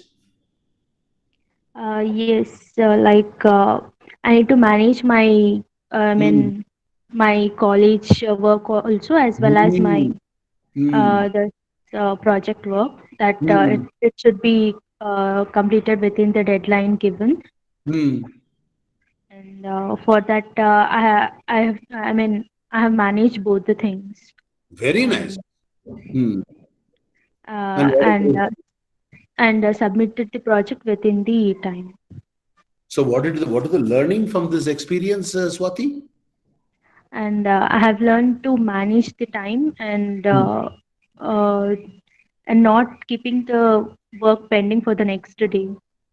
Excellent. Excellent. Well done. Now you asked a question how to answer about your weakness. Now this is a weakness is a slightly dangerous sword, right? You can't be going about talking about your weakness completely. So what you could do is, when suppose somebody says, what's your weakness? You can do something which is interesting. For example, you can say, I am a person who loves challenges. So I always try to experiment new things. But sometimes one of my weaknesses is that even when I know this particular work, because it's a challenge, it's not really value adding or giving me results. I keep on working at that challenge because I want to complete that challenge. That is one of my weaknesses, where I need to assess when a challenge becomes impossible and then I should abandon that effort. Something of that kind. Keep it simple, keep it really logically correct, and do not overplay your weakness. You understand my point? Just because the interviewer is asking, don't make the entire discussion on your weakness. You make it look, amongst many strengths, you have one small weakness. Or in this big strength, you have one small weakness. You understand my point? Yes, sir. Swati, yes. See, this also, you got to, all this you need to prepare. That's why I'm telling you again and again, prepare these questions. What is the strength? What must you project about yourself? Talk about your recent project. This question of why does the company excite you? Why does this job excite you? What are your goals, short-term, long-term? What is your weakness that could challenge you? Prepare your stories. That is the most important. Prepare your stories in such a way, following this, so that you are able to talk within a minute about the situation, about a task, action taken, result. So that you talk the star model. Is it okay? Yes, sir. Have you got it, Swati? Thanks for coming on the video, and thanks for asking that very good question. Yes, it is very important to answer this weakness. Okay. So now let's quickly go on to, we are coming to the end of this program. So now, sir, I have one quick question, sir. Yes, go ahead. Go ahead. Okay, since we're talking about SAR method, I just have one question. For example, if a candidate has done all his actions and all his situations, and he lands up in a negative result or a negative impact, so does the candidate has to share this particular situation with the interviewer, or does he need to alterate it and share it? So how does it work, sir? No. Share the result as it is. Doesn't matter. See, so it is a negative impact. See this. Wait. What are you completing the star for? You are showing a personality trait of yours. Suppose he says, what was the challenge? And you say, this was the model, this was the situation, this was the task, this was the action I took, and the result was that I goofed it big time. But you can always close it by saying, from this challenge, I learned something very valuable. Although the project was a disaster, the challenge was not overcome, I realized in future, I should do the following things. You understand my point? Result doesn't mean only the project result. Result means what happened for you. The learnings. Absolutely. That is the only thing that matters. Sunil, wonderful question you asked today. This is perhaps one of the best questions people have asked me in the interview sessions. Because you can't keep bluffing, right? Because then he will find out very soon the way you say it. So I told you be authentic. All of us go through problems, right? We make mistakes. But the key thing is, what did you learn? And you are telling the interviewer, he is asking you what are the challenge. He is asking you the project. The project could have been a very disastrous project. You understand my point? For example, 1.5 years back, we launched a satellite to the moon, right? Yes, it sir. went to the moon and crashed. Do you remember, all of you?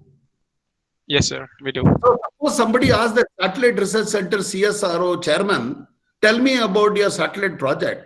Can he simply bluff and say, no, that project went almost, but it was no, he should say, this is what happened. And we learned a lot.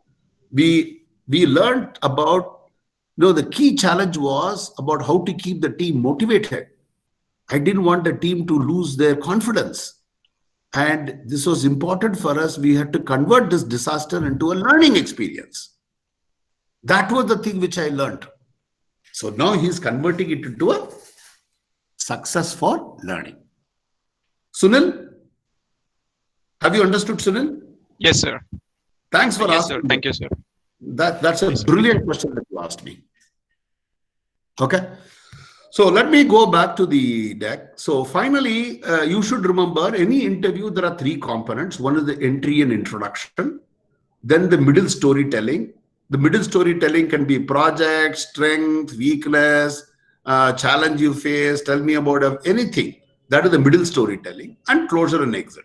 Entry also, you have an opportunity. He may say, tell me about yourself.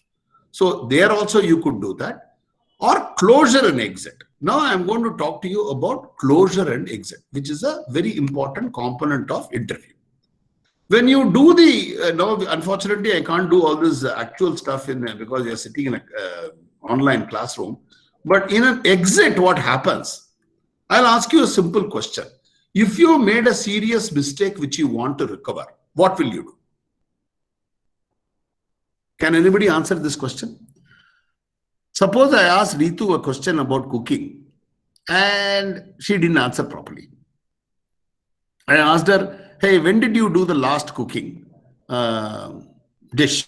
She said, I made a Kerala dish day before yesterday.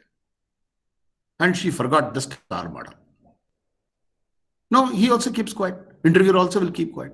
But what did the interviewer learn from Ritu? When she answered, I cooked yesterday pasta. So what is the meaning of that to the interviewer? He asked, what did you cook recently? Why is he asking that question? He wants to make her talk. But she goofed it by saying, yesterday I cooked pasta. So interviewer also went on to the next question. Suddenly Ritu realizes at the end of the interview, Arey, this guy MG Raghuraman, that professor, he told about star, I did not tell about star yaar. I prepared for it. So now what do I do now? I feel bad about it. So what can she do now? She is coming to the end of the interview. The interview is 30 minutes. She's come to 27th minute. Any idea what she can do? Any of you? Sunil, Swati, Ritu herself, Pratima, Anirudhan, all those people who talked today. Nitin, Krishna, Mohammed. Any of you can answer this. Caroline. Is anything can she do at the end exit time? Oh, yes, sir. At the end, interviewer may ask, while closing the session, he may ask, like, what do you expect? Something like that. In that situation, we can tell whatever we want to tell in the middle of the conversation. Okay, that's one idea. Good one. In case the interviewer asks, probably she can send in a thank you note, though she have missed the point, but then she can make a positive impact by sending a thank you note or something. Okay, that's a alternative way. Sunil, thank you. Anybody? Chetan, do you want to say something? Anirudhan? Suresh Arke? Anybody else?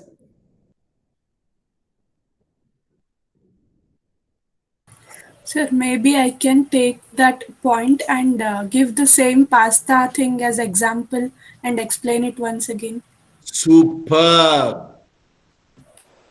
Excellent. If you have missed something and you realize it, in the end of the interview, you can ask the interviewer, sir, can I ask you a question? You know, I remember you asking me about what was the recent dish I cooked, and I told you pasta. If you have a minute, can I say a little more about that? That's it. Take that opportunity. Anirudhan, take that ball and go to the field again and show him. You understand? Remember about the football? I told you the interviewer is giving you a football and a free ground to show your skills by asking these questions. When you missed an opportunity, politely tell him, "Ba, thoda ball de dena yaar, just give it to me back again. I wanted to show you something I forgot to show you." Absolutely nothing wrong, Ritu. What you said is correct. Be honest. Sir, you asked me that question. I think I have something more to say. Say with a smile. Can I say? Suppose he says, no, it's okay. That's okay. But if he says, yes, go ahead and take gun and shoot. Remember what you practice is shoot it out. Now, this is your opportunity. Impress him. Nothing wrong. Sunil, you understand my point, Sunil? Yes, sir, I did, sir. So use every question as an opportunity for you to demonstrate your personality traits. Don't simply answer the question for the answer of the question. Remember, why is he asking you this question? He is asking you this question to assess your personality traits, as Carolyn Williams rightly said in the beginning. Attitude, your traits, your behaviors, your personality, that's what he's checking. So don't worry, even if you don't know the answer, right? You know, I went for my IAS interview when I was way back when I was a young man. In 1979, I wrote the UPSC exam and I got police service. I didn't take police, I joined the Indian Railways. But one of the questions in the IAS interview was, they said, have you seen your mother making chapati, roti? I said, yes. He said, when your mother makes this pulka chapati, when she puts it on the tawa, it swells like this. Tell me, why is it swelling? Now, my bloody problem was, I don't remember to have seen my mother making chapatis, right? Because I was in a boarding school all my life. From 6th standard to 11th standard, I was in an army school. Uske baad engineering college was also in hostel. Maine jhoot bol diya. I told them a lie that I have seen my mother making chapati. I've never seen, I don't remember. Now what do I do now? Either I bluff about this chapati fluffing up, which I have not seen. Give an engineering answer of surface tension, water molecules, air, gas, bullshit. Or tell him, boss, I am not don't remember seeing in my mother. What was my option? What is the better one? Which is the better answer? And I did not know why the chapati is swelling. That's another thing. What do you think I should have done, Sunir? By the way, I got 67% in the interview. You know what I told him? Sir, I'm sorry to tell you, I was in an army school, I was in boarding, I was in hostel all my life. Yes, I have seen my mother give me chapatis, roti, pulka roti for dinner, but I have not really observed her making roti. So only now when you are telling me, I know that the roti also swells up like that. मैंने उसको देखा ही नहीं है. Then he said, they all laughed, but they said, but still you tell me why the roti is swelling up, why the puri is swelling up, why the puri make a bubble. So I gave some bullshit answer. But the point was this, the way you approach the answer is the most important thing than the answer itself. That's what I want you all to remember today. And remember the STAR model. Remember preparing for your interview. Very, very important. I told you these important questions of what is your, prepare your stories. All this which is written in this deck, you prepare. Projects, challenge, experience, strength, hobbies, short term. For everything, you should write a STAR. If we ask you what's your hobby, don't simply say cooking. You should say cooking. Then you tell about the situation, the task, the action, result, and why you enjoy cooking. That will complete all your stories. Use every opportunity which the interviewer is asking to relate your stories. So essentially it is about this. Interview skills is STAR model. Build self-awareness. Know about yourself first. Understand the interviewer, which is what we discussed today. Prepare the openings, prepare the middle, and prepare the exit. Prepare yourself for the interview. Two important preparations. One is about yourself, that is self-awareness, and about the situation, which is about the company and the position. So with that, I will come to end of this session. We have done 1 hour and 48 minutes. So I'll give you a break for 15 minutes. Is that okay for all of you? Will we all come back at 2:05 or something? Is that okay? Ritu, you decide. You are the only one who's on video, so you decide. 2:05 or 2:10? Yes, anything is fine. No, sorry, it's 2:49. So 3:05? Yes, okay, sir. 3:05? Yes, sir. Or do you want a 20-minute break? I don't mind that. 3:10 also, it's okay. Okay. 3:05, sir. 3:05. So 5 minutes past 3, all of you come back and we will start the group discussion skills. And I request all of you for the group discussion at least, please turn on your video and audio, because otherwise the learning will not be there. You will be just going through the class and you will not get the benefit of the learning from this session. And I would like you to gain the benefit because this is very important for your career and skills. Not for just getting a job after DSU, is even later when you move from one company to the another company, is a very important skill which we will teach. Okay? So 3:05, thank you all. And I will be on the video only. I will only be putting myself on mute. And I'll be here. Okay? Thank you. Dharmendra, are you there?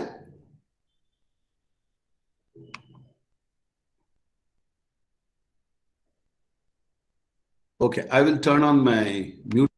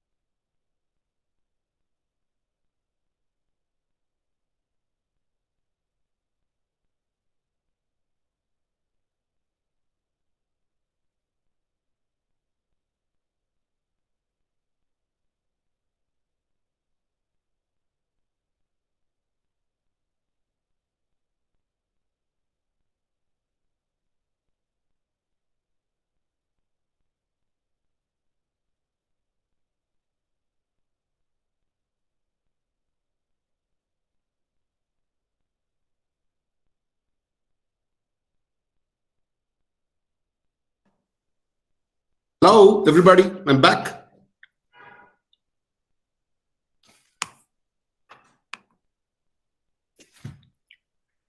Ritu, Swati, are you back? Sunil, Chetan, Sachin. Yes, sir. Yes, sir. Thank you, thank you, thank you, Sachin. Thank you, Chetan. Thank you, Sunil. Thank you, Swati. Thank you, Pratima. Is Ritu back? Let's wait for her because she has been a very active participant in the class.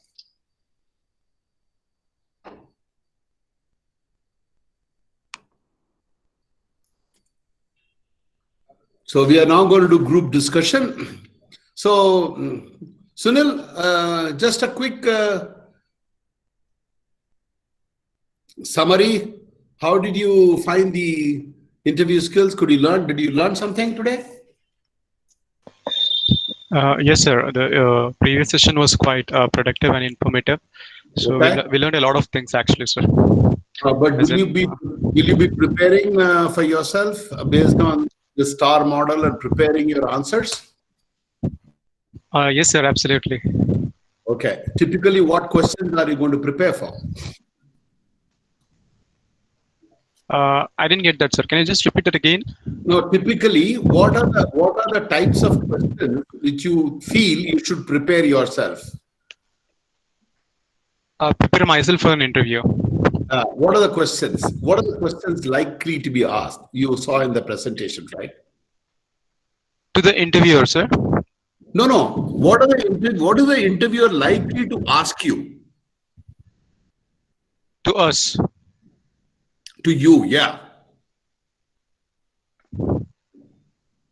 For example, tell me about. So probably, yeah. Yes, sir. So probably the first question would be, tell me about yourself.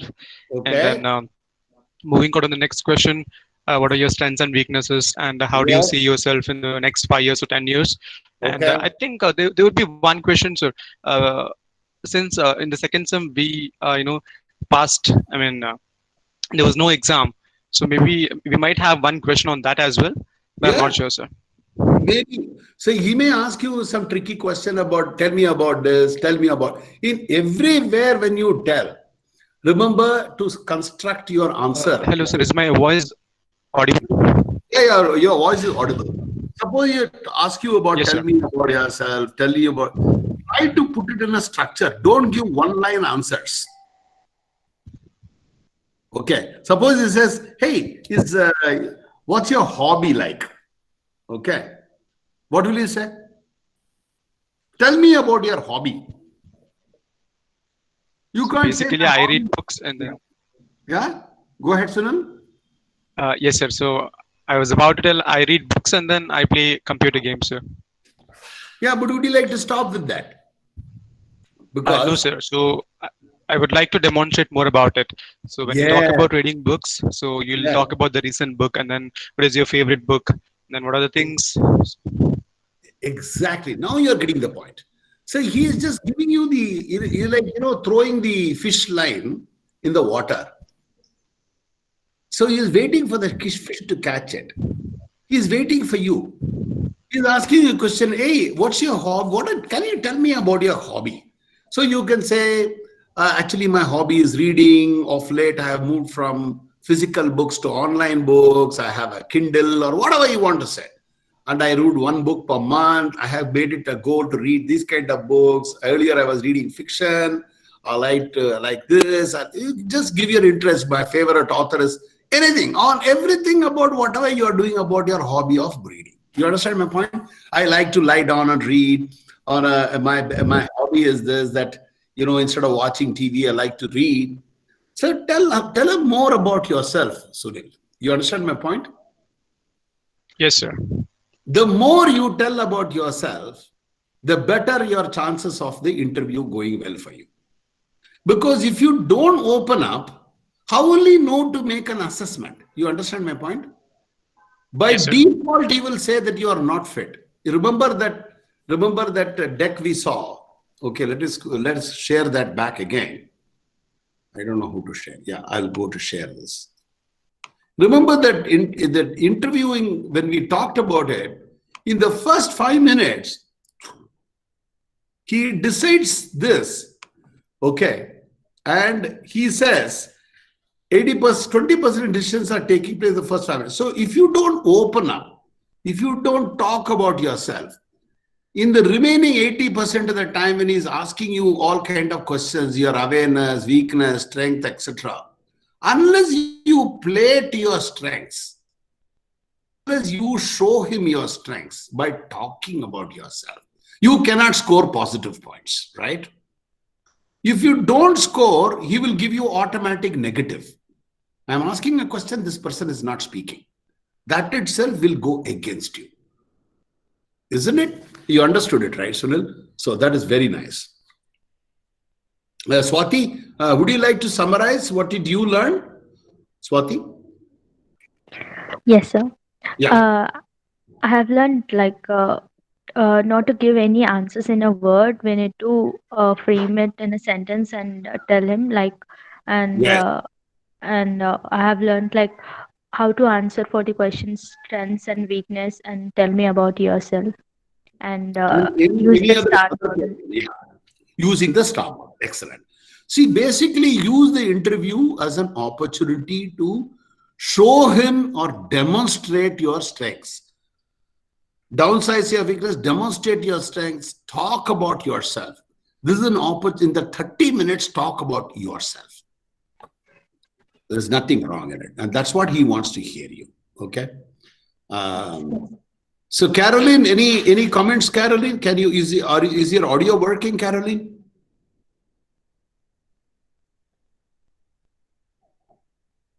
Okay, it appears it is not working. Okay, Pratima, any closing comments on you on the interviewing skills? Pratima, Chetan, one by one. Okay. Yes, sir. I really learned a lot from this session. Okay. From starting, how introducing about yourself. In the sense, we were following the same thing. First, how Ritu said, we were telling whatever is there in CV already, which is existing there. So when you said, then it flashed bulb on for us. No, we should tell something differently, some with magical words in that. Thank you for saying. Impress the interviewer. Yeah, that's very good point, right? Is when he knows your name, what is the point of saying myself? Standard interview, they say, tell me about yourself. They'll say, myself, MG Raghuraman. Are, wo to janta hai yaar. He has seen it. He has seen the CV. Why the hell will you have to repeat? Every minute that you're wasting your time telling him things which he already knows, you're losing an opportunity, right? Suppose he's asking you to give you the football on the football field. You shouldn't go and say, boss, this is a football and this is a football field. These are my legs. Hey, this is not necessary. Use the football to show your skills. So that is how you should. Very good point, Pratima. The good point that you said. Let's go to Ritu. Yes, sir. Go ahead. Yes, Ritu, you're back, right? Paryani? Yeah. Yes, sir. Yeah. I learned that when they ask about challenges or any other question, we should always relate it to a STAR model and then answer it. And when they ask something like, where do you see yourself after 5 years? We can always mention about the things that we are certain about. Absolutely. Absolutely. And even in the STAR model, it's not necessary every time you need to do situation, task, action. As long as you structure it properly, give them an initial opening, what you did, what are the results. As long as you keep that and learning, most important. Then yes, sir. It connects with the interviewer. And yes, these are not very tricky questions. Prepare for this question. How do you want to see yourself 5 years from now? Yes. What do you, etc. These are something which you should not be stunned in the question room. These 10 questions. Tell me about yourself. How do you see yourself? What are your short-term, long-term goals? Tell me about your hobby. Tell me about a recent project. Tell me about a challenge. Tell me about a success story. Write down all these questions. Prepare just a half page. In the STAR model, keep it ready with you. Practice it. When an opportunity comes, take the machine gun and put. Finish. 5 minutes interview is over. Yes. Okay? And I also learned that we should not let them know that the things they already know. Yeah. And, I'm not saying you should not let them know. I'm saying use the time effectively. If you spend all your time saying that I studied in school, in 10th standard, I got 83%, so why do you want to repeat that? That's what I'm saying. Okay. Yes. Sometimes it's not wrong to say my full name is for example, I can say my full name is Marur Govindan Raghuraman. Marur stands for the village I come from. Govindan stands for my father's name, and my own name is Raghuraman, but everybody calls me MG. So you can use this to show confidence. You understand my point? Yes, sir. So remember, as Carolyn Williams says, demonstrate your confidence in your answers. That's what he's wanting to see. Approach the interviews, as she rightly says, in a positive way. Yes. The interviewer is not your enemy, first of all. He is not a villain. Remember, he is your friend. Yes. He is there to hire you. He is asking you, should I hire you or not? You should say, yes, you should hire me. Yes. But he is asking you, hey, tell me, help me with how I should hire you. So unless you help him, how will he hire you? Yes. So, he wants us to talk in detail about everything. Yeah, absolutely. Spend more time you talking, not the interviewer talking. Yes. He should not ask you 25 questions in that 30 minutes. That means he's taking 25 minutes. He should ask 5 questions and you should talk 25 minutes. Yes. So if you answer very little for every question, he will keep on. The number of questions will be more. That is one. Second one is answer to the point. Suppose he is asking you, would you like to have a cup of chai? You don't have to go to the star model now. Yes, Yes. Because in situations like this, I always like tea to coffee, and tea is better than coffee. No. I didn't mean that. You have to make it relevant to the appropriate question. Prepare the star model for those 4, 5, 6, 7 questions. Challenge. Yes. Very nice. Very nice. Aniruddhan, are you there? Aniruddhan, I can't hear you, Aniruddhan. Okay, I'm going to ask some people whom I have not asked. Shashank Ramesh, can you talk? Unmute yourself and talk to me. Shashank Ramesh. Shashank Ramesh, you are hearing me. Yes. Yes, Shashank. Yes, sir. What was your key learning today in the previous class? Sir, about how to sit in the interview, how to answer the questions. Okay. How to maintain your confidence level when they ask your weaknesses or your strengths, or how to how to tell about yourself for in the next 5 years, or how you look yourself in the next 5 years.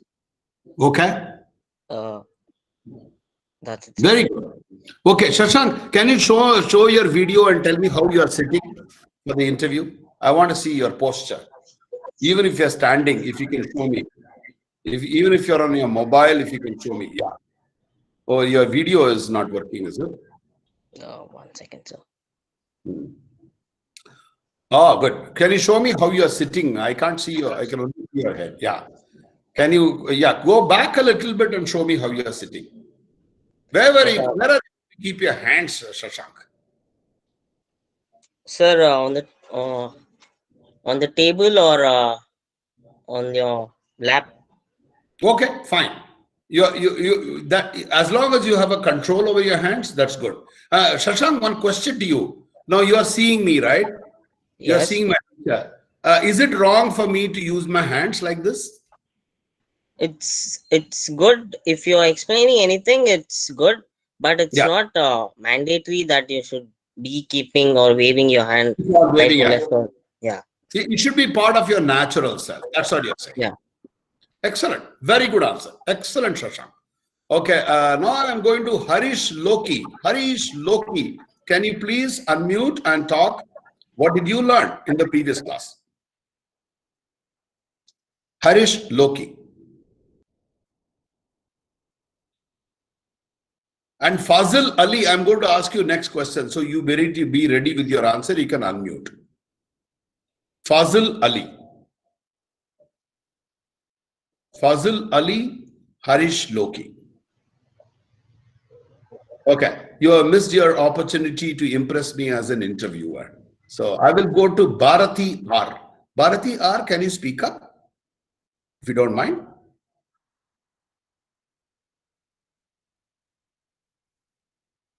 Okay. So let's move on. Yes, Bharati. Yes, sir.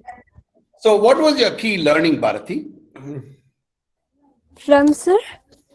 From the previous session, what was the key learning for you? Okay. What did you learn? Something that you did not know before. Sir, I gained confidence from that session. Okay. Previous session. Okay. And I improved my skills as well, like how to be confident. And even though when I don't know how to answer, how can I manage like Beautiful, that? beautiful. This is the most important thing, Bharati. Yes, sir. Many times you may not know the answer. Yeah. How you handle your reply is the more important thing. Yes, sir. Suppose somebody is asking you, hey, tell me about demonetization. You may not know about demonetization. Okay. But you can, the way you talk about it is more important than what you talk about in the interview. Interview is about not knowledge. He is not checking knowledge. He is checking your behavioral skills, your observable skills. Because everybody knows all of you are passed out from the DSU MBA course, right? Yes, sir. He knows what MBA they teach and what knowledge you can have, correct? Yes, sir. You are all 22, 23, 21, 24-year-old people who have done a graduation and an MBA. So you are not Anil Ambani. You cannot have the knowledge of Narendra Modi or Finance Minister Nirmala Sitharaman. Understand, right? And you are not a scientist. You are not an economist. They know that. They know you are just passed out of a DSU college. So they expect you with some level of knowledge. So he knows that what they are teaching in the syllabus also. All these interviewers know that. He only is looking for whether you are a right person for him to put him in his team. Do you have the good communication skills? Do you have team behaving skills? What is your emotional intelligence? How are you answering against stress? Are you a confident person? Are you a positive looking guy? That is what he's looking at. One key question to all of you: is appearance important in an interview? Chetan, can you answer me? Chetan can answer me and Swati Bajrang can answer me. Yes, sir, it's important. Okay, tell me why is it important?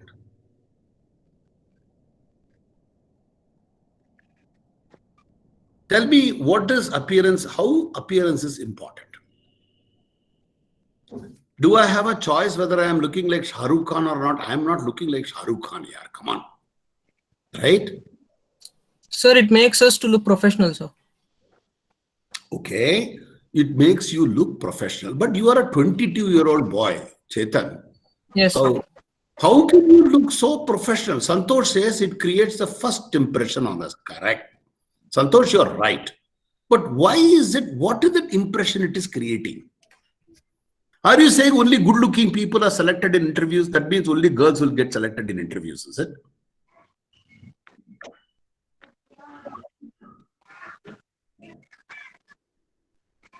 Anyone who's going to take this tricky question from me? Raghuraman says, not in terms of looks, but in terms of dressing well and being neat. Okay? Asfia Kulsum,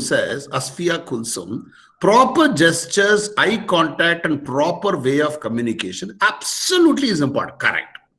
So appearance is not just the dress or your hairstyle or what lipstick if you put on or rouge you put here or, your color of the skin, hairstyle, whether you put gel or not. Well, what he's looking for is, are you a person who makes it serious that you come for an interview that you're going to handle yourself well? Good eye contact. First of all, being well dressed will give you confidence. For example, suppose one button is broken when you go for the interview in your shirt. One button is just come off. And you know what will you be doing? You'll be constantly touching that place to start to see that so that he doesn't see the broken button. Right? So your cuff button, so this button, suppose this breaks. So now you see what will happen. Now my shirt, which I am wearing full sleeve, the button is broken. So now it is like this. No, this doesn't look good because nothing wrong in it, but it looks as if I'm not taken care. So you're not being, as somebody said, is not a professional thing to do. When you go for an interview, you are taking care of yourself first. If you don't pay importance to yourself, then what are you giving importance for? That is what the interviewer is thinking in his mind. So you have to be appropriately dressed. Don't worry too much about how you look. Looks are not important, but your appearance is important. Your neatly combed hair, your proper dress with a shirt, with a collar, with a button up, the way you enter, that is very important. As Asfia says, gestures are important, being polite is important, eye contact is important, and communication is important. One of the things about communication, when interviewer asks a question, if you don't understand, what should you do? Anybody? Suppose you don't understand a question. What should you do? What are the methods there for you? What possible options do you have? Ritu?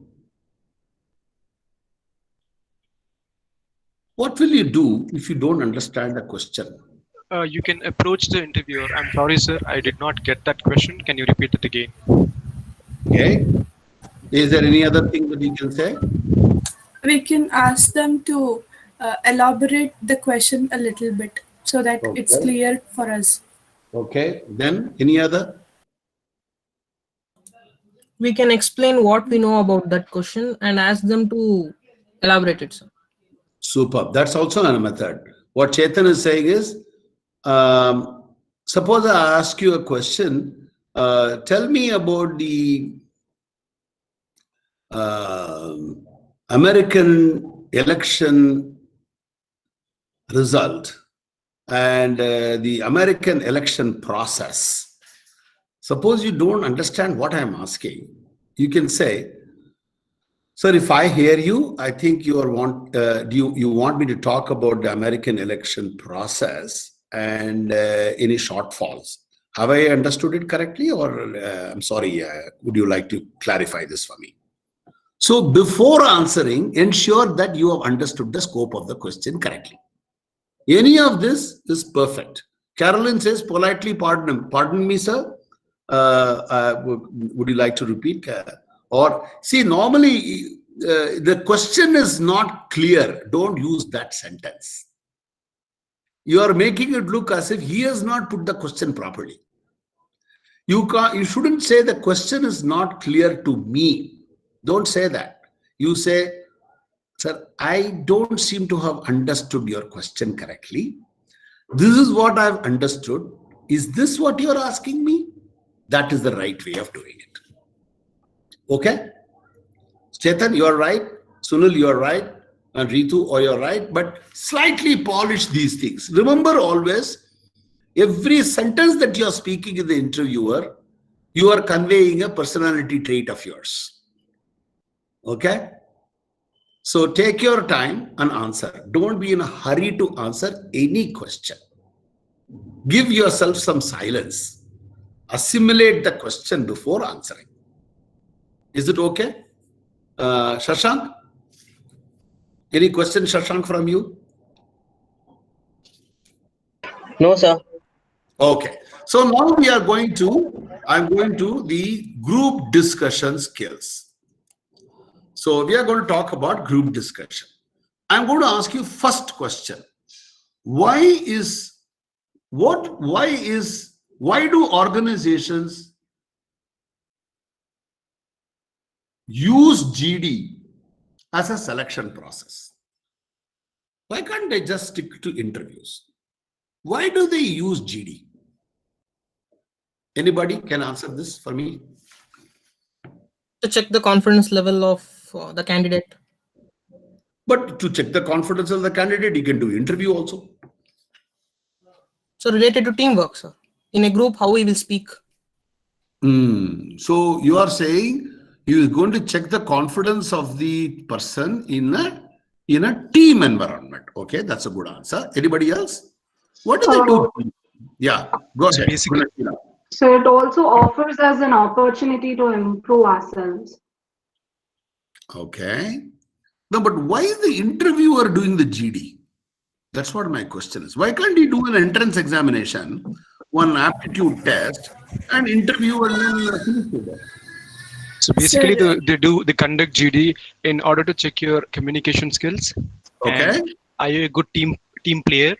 And can you actually work in a team?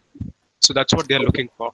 So let me come back to Sunil. And maybe skills. What is in the interviews also is checking your communication skills. In the group discussion also communication skills. What is different in the group discussion, Sunil? Sir, I would say group discussion is basically a discussion of a particular topic among 5 of the candidates or 10 of the candidates, where they actually exchange, give up their opinions on the particular topic. What is different as a communication skill in a group and communication skill when you talk to the interviewer? Sir, in a group, there will be more number of candidates. In an interview, there will be only one. Only we are the one. When we are the one, we will, of course, we will speak. But when we are in the group, then we have to put our point of view with confidence when there is a lot of other candidates also waiting to put their way.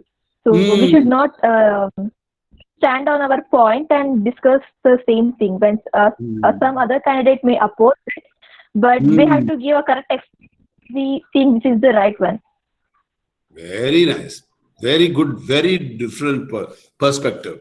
And let me also they want to know the effort that we are trying to put in to get selected when there are so many applicants, and they want to check our behavior when behavior with other participants when they are competing for the same post. Same position. So there is a competitive atmosphere, and as she also, Pratima also gave a different perspective of that. Now there are some people, Santosh is saying it is to check whether we are updated with the current affairs and the point of views and ideas of participants. That is what Asfia is saying. And Shruti Jagannathan is saying communications around the people and viewpoint of a person. But why is Shruti, why is the interviewer or the GD guy looking for your point of view? Why? What's he going to get out of that? Is he doing a survey or what? Is he looking at whether you know everything about current affairs? How do you know? Suppose I ask you a question about, hey, what do you think about the Assam floods? Current affairs. Opinions differ from person to person, no, sir? Yeah, correct, Shruti. So what is the GD fellow looking for? He knows there are 10 people in this group discussion, all of them will have different opinions. But what is he wanting to check for you? How is he going to pick? What is he picking? So Karthik BR says, they look how unique we are. Interesting. Am I looking at whether you are unique or whether you are suitable for me? Karthik. Suitable, sir. Interesting. So what is he looking for? And why is the GD being done is what we are going to. Thank you all of you for participating in this so far. So what happens here? A group discussion, organizations use group discussion as a selection process for number one. First of all, to gauge certain personality traits. You are right. Confidence is ability to deal with people, the team playing skills, communication skills, etc. That is correct. Second one is also testing for screening candidates. For example, there are 10 people. So what he does, he looks at screening the candidates. Out of this, okay, these 3-4 are looking good. I'm going to do for these 3-4 only interview. Other people I'm not. So it is some kind of a filtering system. Otherwise, you'll have to do, suppose there are 100 candidates, he has to do 100 interviews. So by doing 10 group discussions, he selects out of this 10 into 2, 20, and he does only 20 people interview. That is one reason for GD. Third one is to assess candidates in a group at one go. If you want to select the best guy. Because if otherwise what happens, if you do one by one, think about it. After, suppose there are 20 candidates and he wants to select one person, and that one person is the 19th person, he has to do 19 interviews. It is good luck if he gets the first person. It is also bad luck for him if he gets the 20th person. So in this model, in one shot, he is able to identify who is the best. Yes, Asfia, your inter and intrapersonal skills are certainly judged. Absolutely correct. So he is looking for, this is the purpose of the GD. This is an organizational requirement for conducting this. Traits, looking for screening and selecting in one shot the best guy. So what are they looking for? What skills are they looking for? Anybody? Asfia, you said inter and intrapersonal skills. What skills are these? What is that intrapersonal and what is the interpersonal skill? Anybody? Pratima? It says Pratima's tutorial. I don't know who. Yes, sir. I don't know that I changed my email ID to log in after this, break. So it got changed. Okay. What's your name? Pratima P. Pratima P. Okay. So Pratima, you tell me. Okay. Caroline says listening skills. Okay. Anybody else? What skills? Quickly. Shruti Jagannathan has left the meeting. Okay. Karthik, what skills are you looking for? Karthik, Shashank, Pratibha. Caroline has responded, listening skills. Shruti Jagannath. So probably our strengths and weaknesses that we present there, that might be a skill that we're looking for. Okay, Asfia Kulsum, you have mentioned self-confidence and work ethics. Okay. Yes and no. Work ethics, it will not be possible for him to find out in group discussion. But we will talk about it. You have got a point and I'll address that. Swati says how we approach and speak out in a group. Speaking skills, communication skills. Ritu says the way we put out ideas. Okay, that's okay. Anybody else? Santosh, you have not spoken for a long time. Any Santosh, you got any point on what are the skills which he is looking for? There are 3 types of skills which he is looking for. Sunil, you said something, but you have forgotten now. Something about some. Yeah, Shruti, what are the skills they are looking for? Shambhavi Yaragupi also says listening skills. Santosh says patience. Interesting. Patience. Shruti Jagannathan, what is that? Shashank Ramesh says time management on how we present in the group discussion. Okay, fair enough. So let me summarize this. The skills are, what are the skills looking for? Number one is communication skills. Absolutely, yes. And as Sunil was talking about, this communication skill is not one-to-one communication skill, which is what interview you can show. This is about group skills.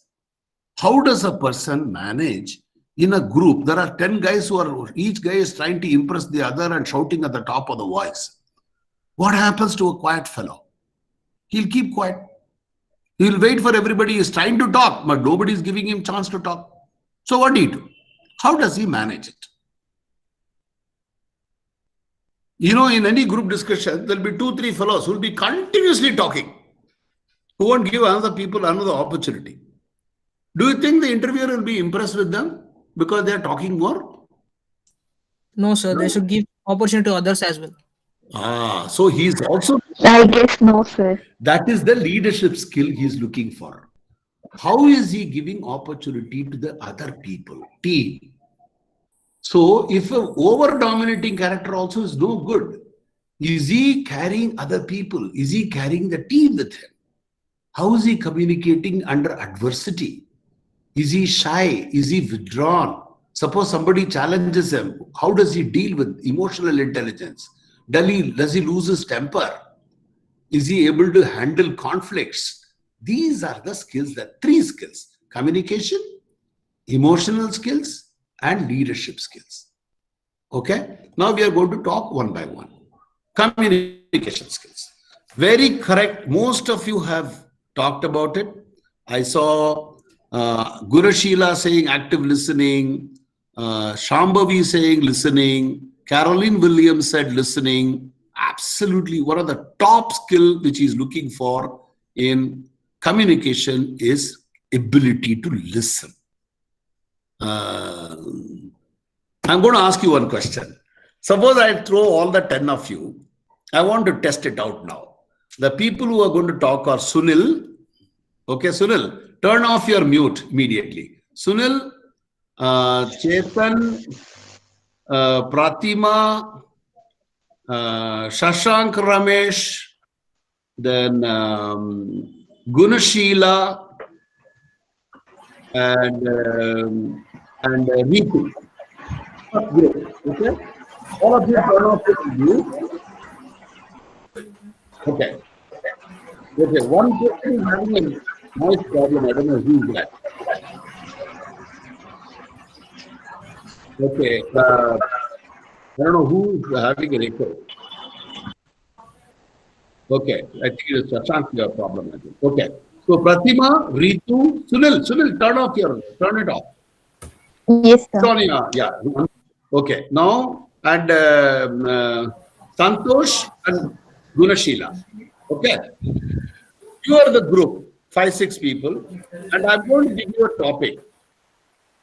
I want to see how the conversation begins. I'm making a statement. Online learning is nowhere near as good as face-to-face learning.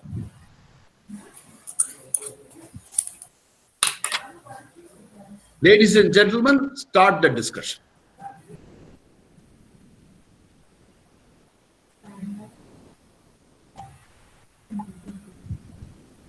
Okay, I'll start, sir.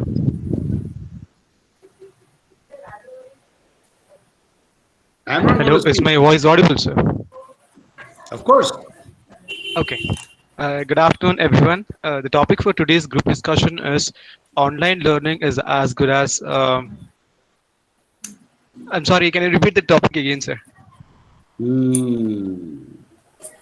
Online learning is not as good as face-to-face learning. Okay, sir. So good afternoon, everyone. The topic for today's group discussion is online learning is not as good as face-to-face learning. So I would like to put forth my point. So I would like to go against this topic So online learning, is beneficial actually to a lot of students. In fact, physical education, though it has a lot of advantages, online learning has gained multiple advantages during this time. Maintaining social distance, having this concepts and concepts and teachings explained in a very digital way. That's all, sir. I'm not going to say anything. I'm observing all the six of you.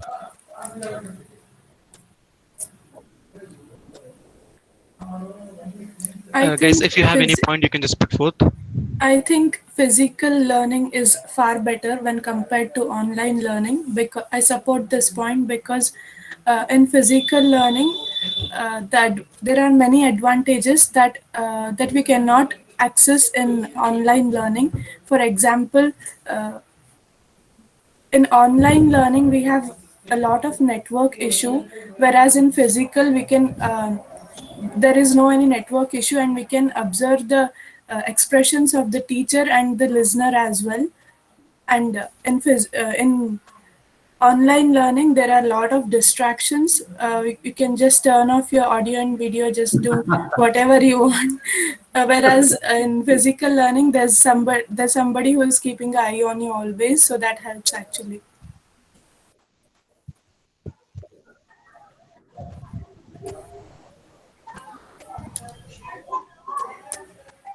Guys, Gunashila and Santosh, Pratima, if you have any other points, you can just put forward.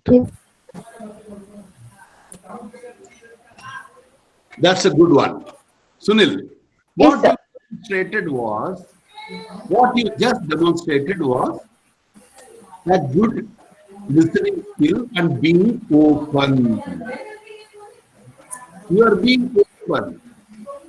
You sought clarity in me. Sir, can you please explain this question to me? Seeking clarity from each other is the communication skill expected in GD. Being open. Hey guys, what do you want to say? Do you have anybody else who have another viewpoint? These are the three skills we just saw happening now. Sunil, have you got the point? Yes, sir. So it is a good leadership skill when someone doesn't. He say, hey, I heard you and me. Gurushil, would you like to talk about it? Okay, you are including, you are showing your openness. Okay. Now, Sunil, you heard Pratima Zitu talking opposite of what you are talking. Yes, sir. He is face-to-face learning against online. So, what are you supposed to do? How will you disagree with her? Yes, sir. Sir, I can speak, but then I want others to speak as well. So once after they speak, I can. Yeah, don't say, sir. You are in this group. You talk to each other. Okay. What do you do? I can actually contradict to her point, but then I want others to speak. So once after they finish, so I can start. It's not that I'm continuously talking. Yeah, fair enough. So you definitely gave an opportunity. You gave it to Gurushila and Pratima, but they did not speak. Okay. Shashank, would you like to talk, Shashank, about this? Or Sachin? Santosh? Yes, Santosh.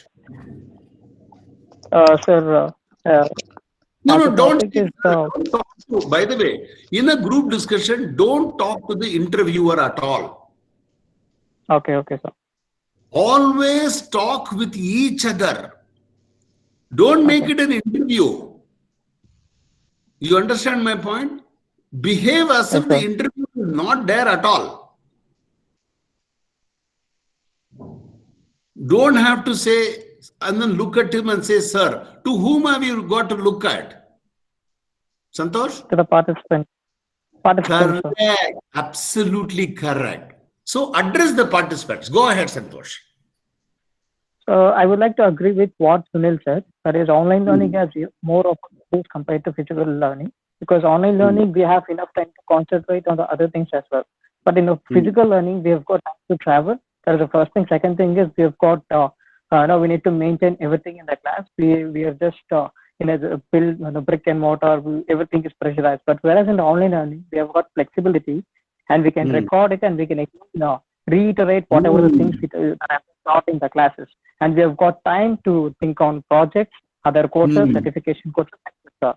So in that perspective, I would say online learning is good, and it is equal. It again depends upon the attitude towards learning. If the attitude is right, then we can learn online as well. That's my point, sir. Okay. Now you said your point, but did you respect Ritu's point? Or you ignored her point? To some extent, I agree with Ritu's point, sir. So how do you show that you have listened to her? What can you say instead of just talking about your points? What can you do? You can just refer to Ritu's point as well and then tell, but I have my point. So you can just tell this way. Either that, okay. So Santosh, any other? You are about to say something. You said you will recognize. You said there's something which she said which was right, right? To some extent, I can agree with her and say her point. Yeah, but and then find a flaw. Find a flaw in her point, and then say a contradicting point to the point that was said by Ritu. Yeah, but then what did you find correct about what she said? About having a face-to-face conversation with our faculties and even being more interactive rather than in online we cannot be that much interactive. So that is a good point, I think. So say that. So you can say, while I agree with you, Ritu, on the emotional connect with the persons, with people, while that's a good point, I think it is more than compensated by the benefits. You say that kind of a thing. You understand my point? So you are not finding fault with her. You are recognizing her words. You are showing that you are listening to her. You suppose she says something and you make a diametrically different point. That means you have not even heard her. You understand my point? Yes, sir. Suppose she says online learning is excellent for school children up to 10th standard. Then suddenly you start talking in politics, online English is not good. You're not connecting. You should connect with the persons who is speaking. Either take off from agree with them or disagree with them or add to them or contradict them. But whatever it is, you have to show that you have listened. Okay? Okay, sir.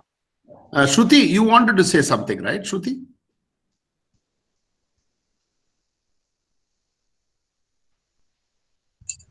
No, sir. No, but how will you join this conversation, Shruti? Sir, I like to add to Ritu's point wherein the offline classes are much better than online classes, sir. And whereas we can communicate with the teachers with, I don't know how to explain. Think about it. See, this is the best learning experience, right? So when you are hearing and listening, Shruti, it may not be possible for you to immediately talk. It's okay. So you think about any of the points Ritu or Sunil or Santosh have said, think inside, come up with your response. Even if it is a one-liner, two-liner, don't simply say something like, I agree with Ritu. You should say, I agree with Ritu in what she said about emotional connect. But in today's COVID time, I feel a lot more, you say any one point which comes to you naturally. Don't have to try and impress with wonderful points. Don't worry about it. Remove that stress from you, Shruti. You understand? Yes, sir. So now, can you try now? Now I'll give you 1 minute time to think. Think about it. I will come back to you on what you want to say. Think about it and then come back to me. Okay, Karthik, would you like to go, Karthik? Karthik? Can you unmute and speak, Karthik? I can't hear you. Yeah. Am I audible, sir? Yeah, very good. Very good. Yeah. Yeah. Sir, I would definitely support the physical classes because the environment that the people or that the students will have No, in no, the classroom. you're not answering. By the way, Karthik, you're not answering me. You are participating in a group discussion. So how Yeah, will fine. you open your conversation? Yeah, like as Ritu and Sunil, both of them said, I would go with the support of. Sorry, sir. Go ahead. Yeah, very correct. That's how you should do that. Yeah. Yeah, like I would go with the support in the statement of telling that students who attend the physical classes will be much more better than the online classes, because that physical environment where we students implemented through these many years of students' life, where we had been to classes all the way these many years to learn things which is very much that emotional bonding or the interactions that we had, or that studying atmosphere that we created in the classrooms is totally different than the online learning, sir. Why? Because previously it's not from the Sir, years don't. and Karthik, I'm again correcting you. You are not talking to me. Whom are you talking to? Yeah, remember that. Yeah, sir. I'm sorry on that, sir. Again. That is okay. So I would tell that the better one is to choose for the physical classes, wherein we will that the bonding between the lecturers and students will be totally different than the online classes. So definitely the physical classes would be better than the online classes. Yeah, probably the technology might be growing these many days, and because of this pandemic situations and all, it might be a temporary that online classes and these online interactions, that system interactions, but ultimately the people interference and the people the atmosphere between the students and the lecturers would be totally different. That I would tell that. Now, to whom are you telling this? You say, I would tell that. To whom? I would tell this to Sunil. Yeah. So how do you say that? How do you say that? So what's on your take on this, Sunil? Now you are talking, Karthik. This is called discussion. Otherwise, whatever you are doing so far was monologue. Yes. In a discussion, you are discussing with other people. Don't just do it. It is not like a political speech that you give and then keep quiet for the rest of the time. Yeah, exactly, sir. It's not communication skill here. Remember, so you have to pick up a particular point one of the other persons have said, showing that you are listening, then showing that you are open, that you are ready to accept diverse conflicting points. Give some compliment to them for what they said, but you say politely, I do not agree for these reasons. That is the discussion. You understand my point? Yeah, sir. Got it. So you came to the end and said, what do you think about Sunil? So you could have said it this way. Sunil, while you said this, good points you made, Sunil, but let me clarify this. I have this view. What do you think, Sunil, will happen? Or, ladies and gentlemen, hey, any of you want to comment on what Sunil and I were talking? Now what you are doing, you are including people. You get the point, Karthik? Yeah, sir. Definitely. Very good attempt. Very good attempt, Karthik. Hey, Sridhar. What's your comment on this, sir? Could you just talk for this? You are asking my comment? Yeah, sir. Like he wants to speak, so. Yeah. Sunil. Sunil, go ahead. Sunil, go ahead. You want to talk about Karthik has thrown this thing at you, Brahmastra at you.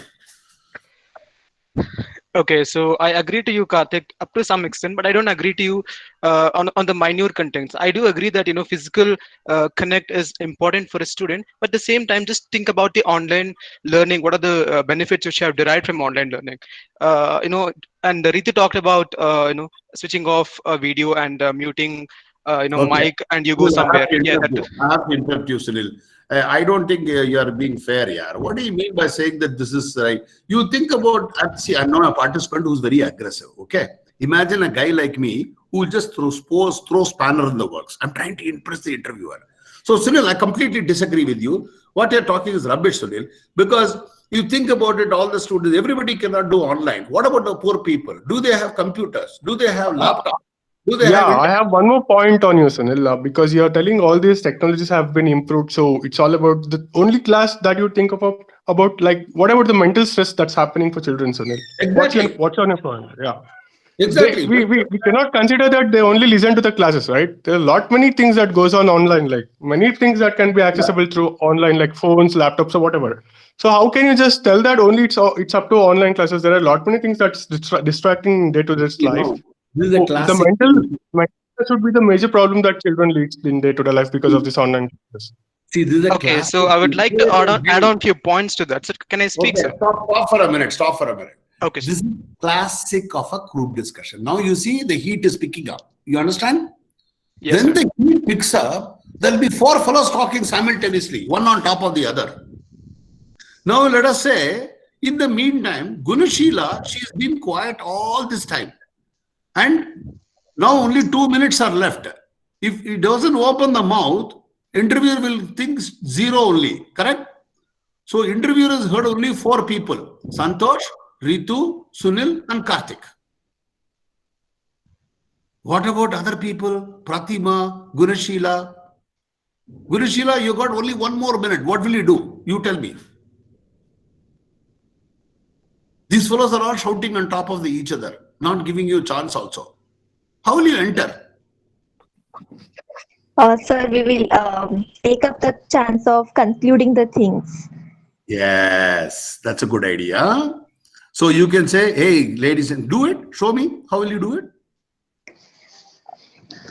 Yes, guys. I want to put my point over here, Sunil and Karthik. Yes, I agree few points for points of your Sunil, and I also agree the points of Karthik as well as Ritu. Online classes, what I feel is it is like temporary, but the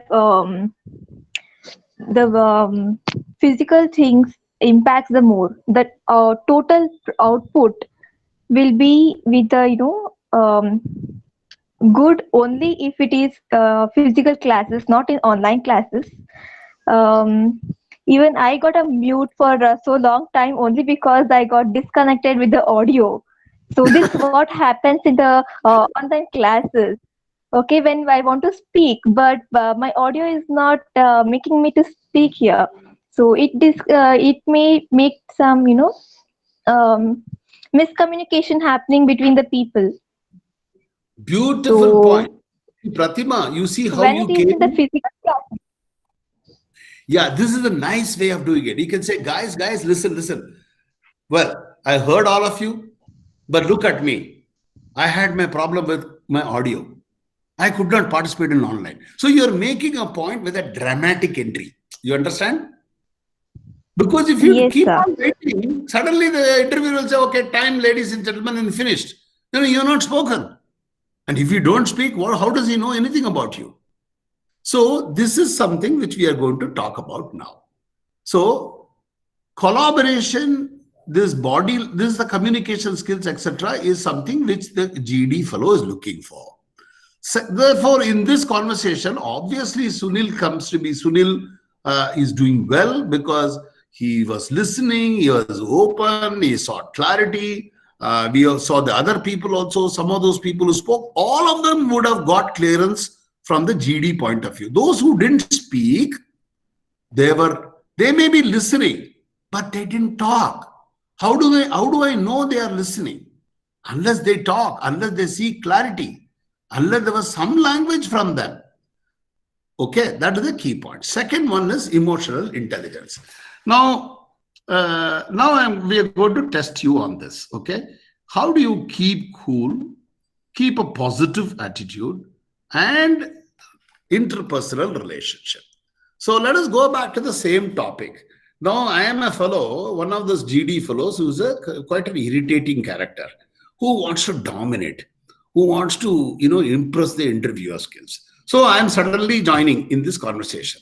So I now say, listen, I tell you, see, the idea of, I come to the university and college to make social relationships, guys.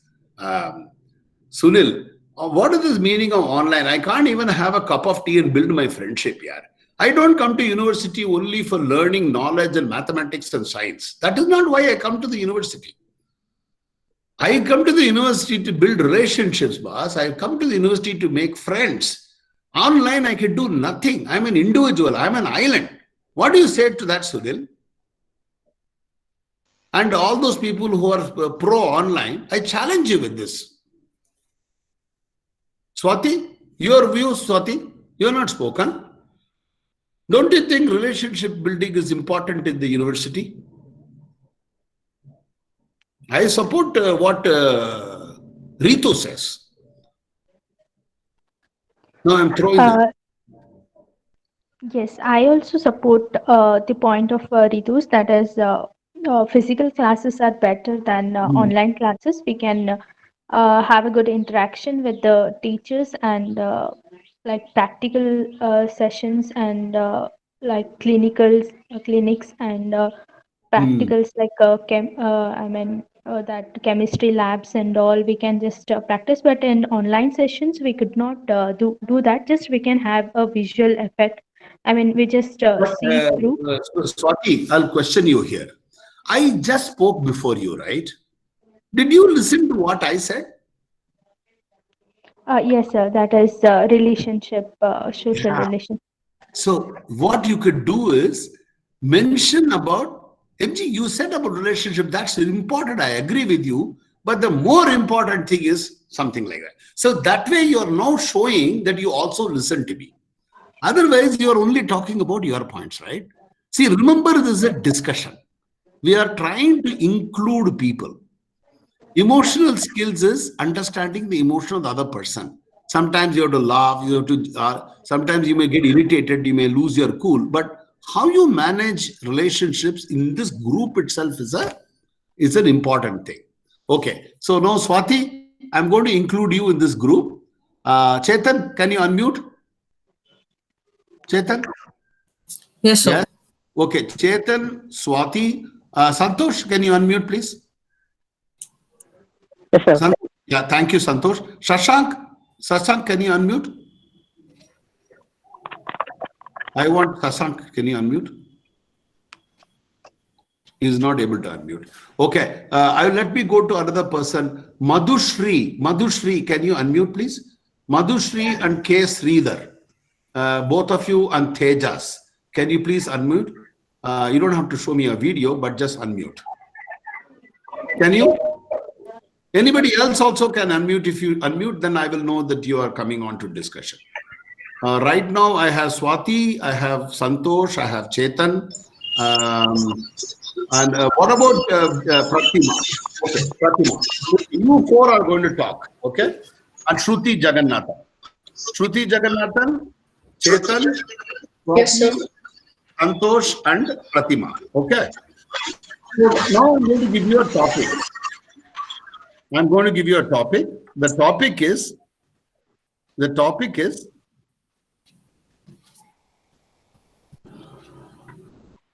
in today's condition,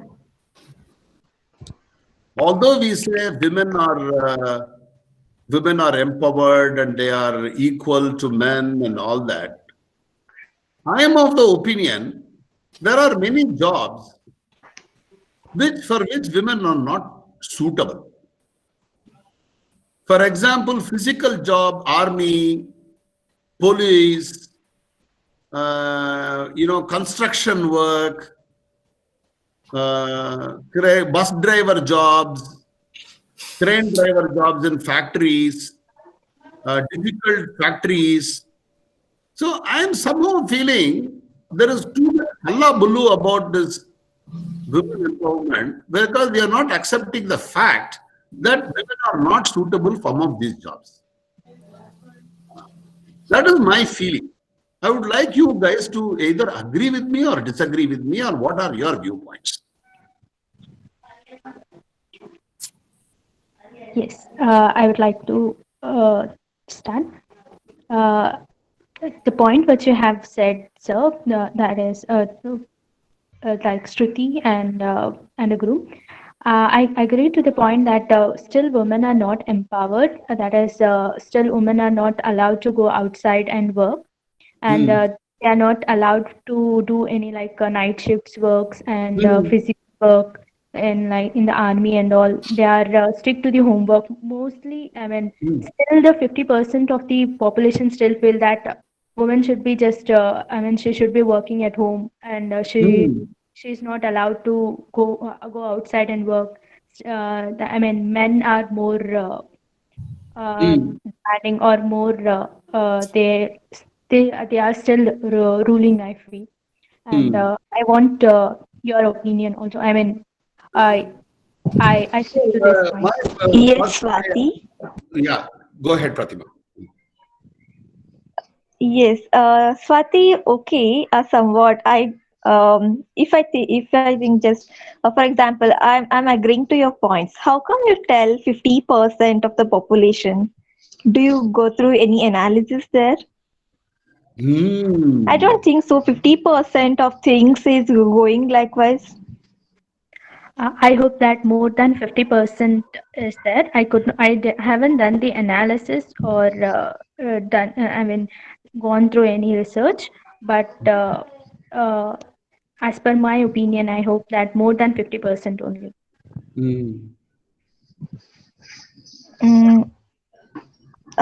sorry to tell this, Swati, but I'm not agreeing to this point. Like more than 50% of the population is disagreeing this empowerment and all.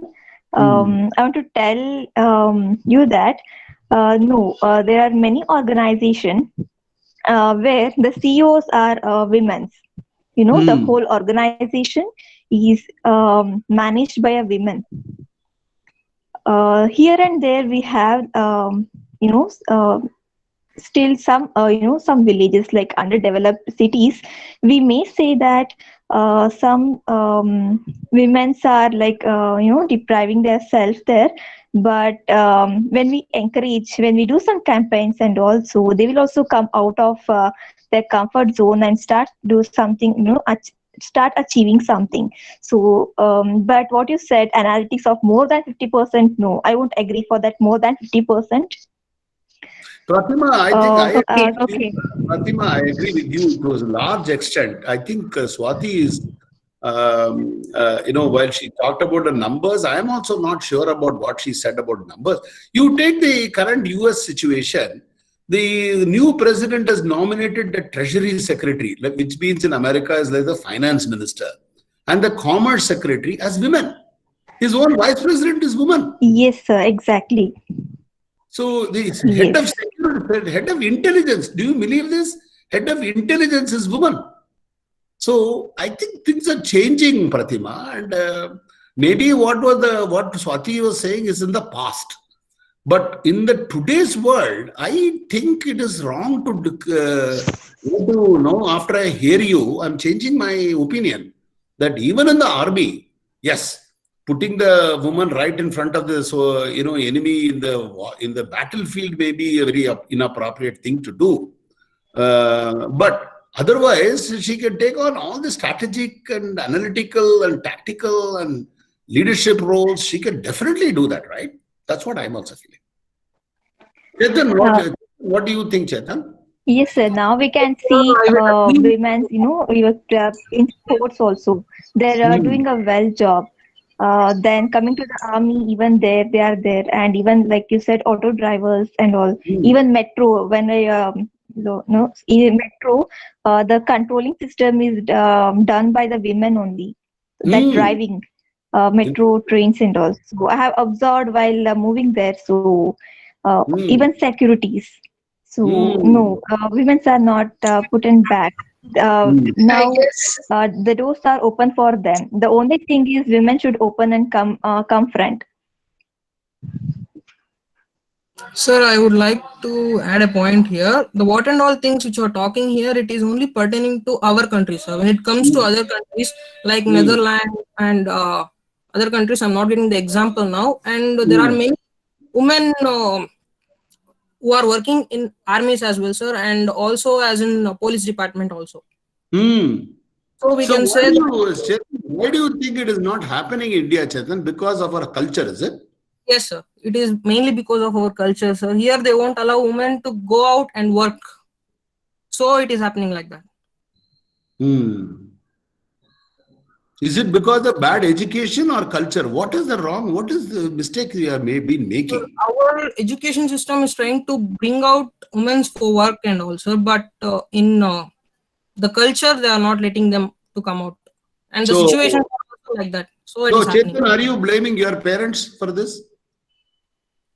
So not all the parents, or some of them will allow, some of them will not allow. They have Sir, I guess some of them are conservative parents and some of them are open-minded also. And whereas open-minded people can understand and they look for safety also. Whereas in conservative parents, they look more safety because they are very dangerous. They think there's at night shift or something like that. They think they can't send their kids or daughter to go for that, and there's no safety, particularly even for cab drivers or taxi, whatever. They still think of protection, and they can't sleep if they are working as in day and the kids are at night shift and all like that. See, I guess that's I will, Shruti, I completely agree with you, Shruti. See, I am a modern father. But even in my wife is also a modern lady, but when my daughter is now 34, she's a scientist, but when she's a doctorate in physics now, but when she was a schoolgirl, my wife did not take up a job, 9-to-5 job. Because my daughter was studying in Kendriya Vidyalaya, school was closing at 3 p.m. So my wife took a teaching job, part-time job only, although she was very talented, she was skilled and educated, everything, because she wanted to be home before the girl comes. She didn't want my daughter to be alone in their bungalow. And I was a railway officer, we had a lot of servants and all that. So this security problem is a genuine problem, Shruti, which all parents go through, Shruti. yes, sir. Everywhere this is there. But I agree with whatever your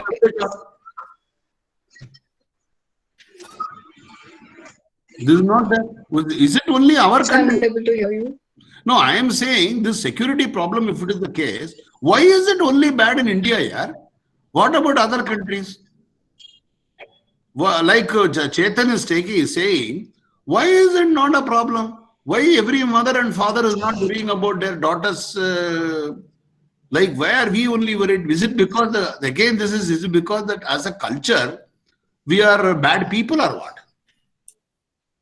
Nothing is culture, I would say, sir. It's all the way they've grown up around the people and they've thought as our grandparents or whoever taught them. That's how they have cultivated those ideas, I guess, sir. Santosh, you were saying something, Santosh. Yes, sir. My point was, I'll agree with all the points where they said about the pink caps or the mandatory women director in a company and everything. So it again depends upon the parents' education. And if you see the women empowerment is happening only in the urban areas, but not in the rural areas. So in rural areas, still women are behind the windows. They're not getting out of the house. They're not stepping out of the house. Why? Because areas. Yes. There was some point.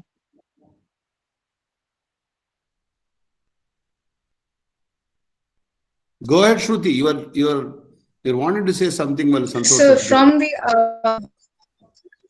well, there's no developed areas or only the where people are coming to cities and working.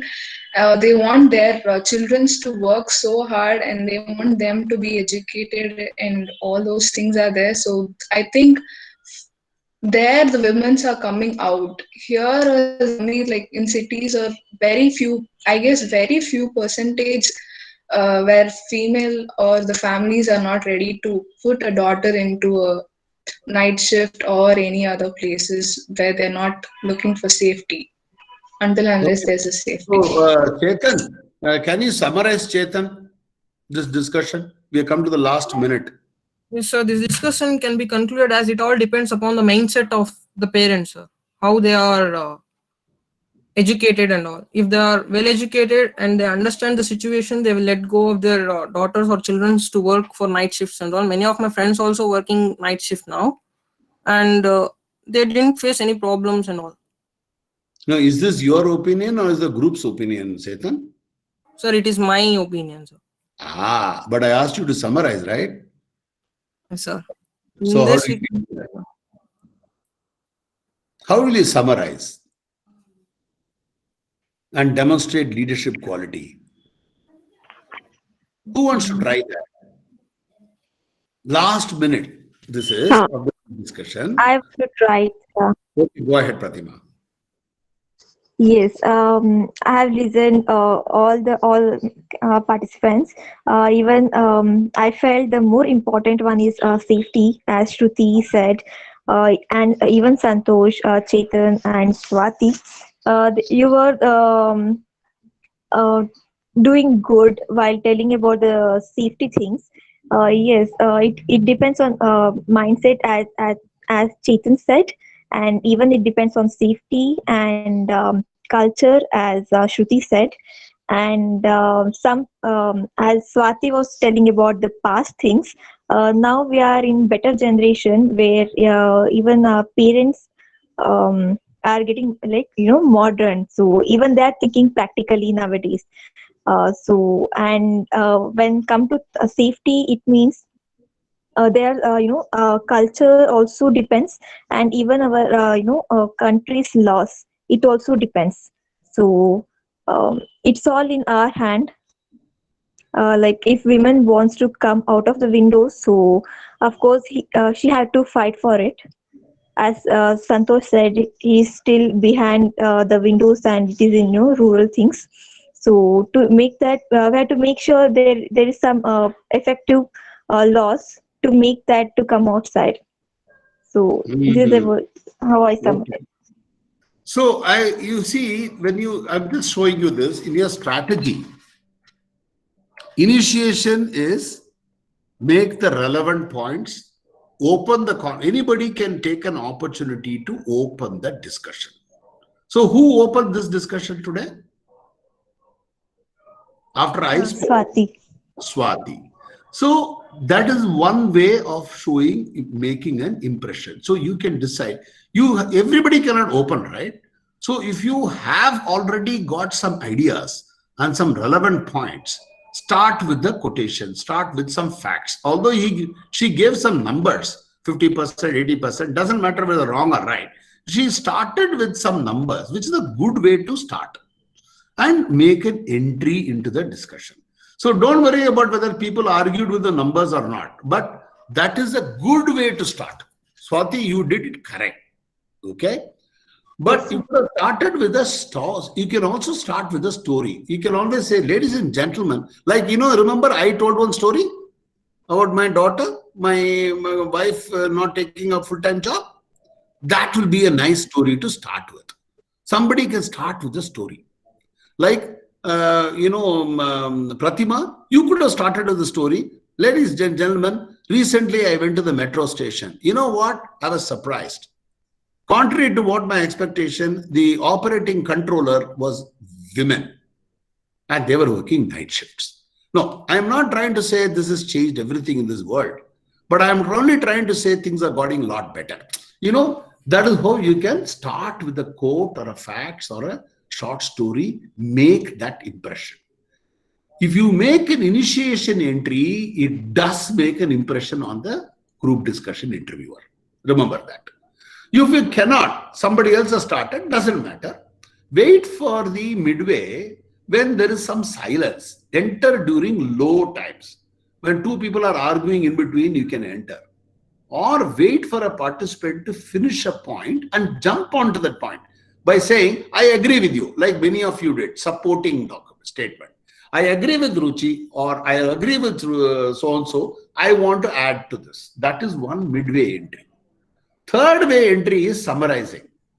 Pratima, you grabbed that opportunity, but you are not brief. You included all the points. Don't give your new points. Don't give a points like people should have come out. That is a new point which you made. When summarizing, you should just say, We heard all the people today. 3 of you spoke in favor, 2 of us spoke against it. There were a lot of points. Some key points which emerged from our discussion was the parental factor, the insecurity in our parents because of our culture, and security of the women. These two are dominant themes which is impacting women participation in the industry and society today as compared to developed countries. I think we are making a difference. This group is divided on this, but I think overall this group believes that things are changing and improving. You understand my point? That is how you should. Don't give any new points at summarizing. In summarizing, you just state what other people have said and close it. That is the way you are showing your emotional skills. Pratima, have you got it? Yes, sir. Swati, did you understand how you opened? You opened well. Okay? Yes, sir. Yes, sir. Sometimes everybody cannot open.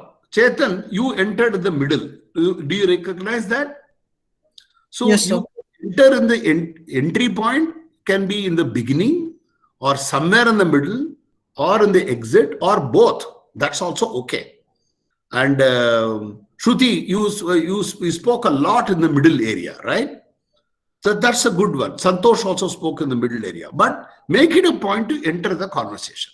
You have to wait for the right time and enter the conversation. Don't wait forever, because then you will miss the opportunity to speak. Sir, I would like to ask a question here, sir. Yeah, yes, go ahead, Chetan. Sir, if when at the point of entry, if 2 participants clashes, sir, if one person has to start, another has also have to start, what we have to do, sir? See, this is where the interesting thing will be, right? When there's a point of entry, 2 persons clash. If you are a good leader, what you could do is you should show leadership skills by saying, I'm sorry, both of us are speaking at the same time. Would you like to go first or should I go first? Do you understand? Okay, sir. Now, that fellow also will be finding it awkward to say, I will go first. He will invariably say, you go first. Yes, sir, that will happen. So then you go. But you are not jumping. You are showing your listening capability. You are being sensitive to the other person. Do that in an authentic fashion. Hey, Chetan, hey, I think both of us are speaking at the same time. Would you like to go first or shall I go next? Now you are clearly telling everybody after Chetan, I will be speaking. You understand my point? Yes, sir. If Chetan says you go, you go. If Chetan says I'll speak, okay, no problem. Chetan, I'll speak after that. Now, all other people will wait for after Chetan, it will be your turn. You have set the expectation. Is that okay, Chetan? Have you understood? Have you got it? Yes, sir, I got it. Okay. Any other questions? Anybody else has got a question? Yeah. Swati. If in the group discussion, sometimes the discussion goes to the argument, it leads to argument, then how to, continue with that? Exactly. Beautiful question. So this is what we have talked about in those skills of keeping cool and a positive attitude. That will show your emotional intelligence. I will show you some group discussion don'ts. Don't be ever aggressive. Don't try to dominate and don't interrupt at any cost. Even if it gets argumentative, when somebody is speaking, do not interrupt. If that fellow is talking nonsense, it will go against him, right? Wait for him to complete. Or at some point you should say, excuse me, I would like to add. Interrupt without, ask for saying I'm going to interrupt and then interrupt. Don't be aggressive. This is something which no group discussion interviewer likes.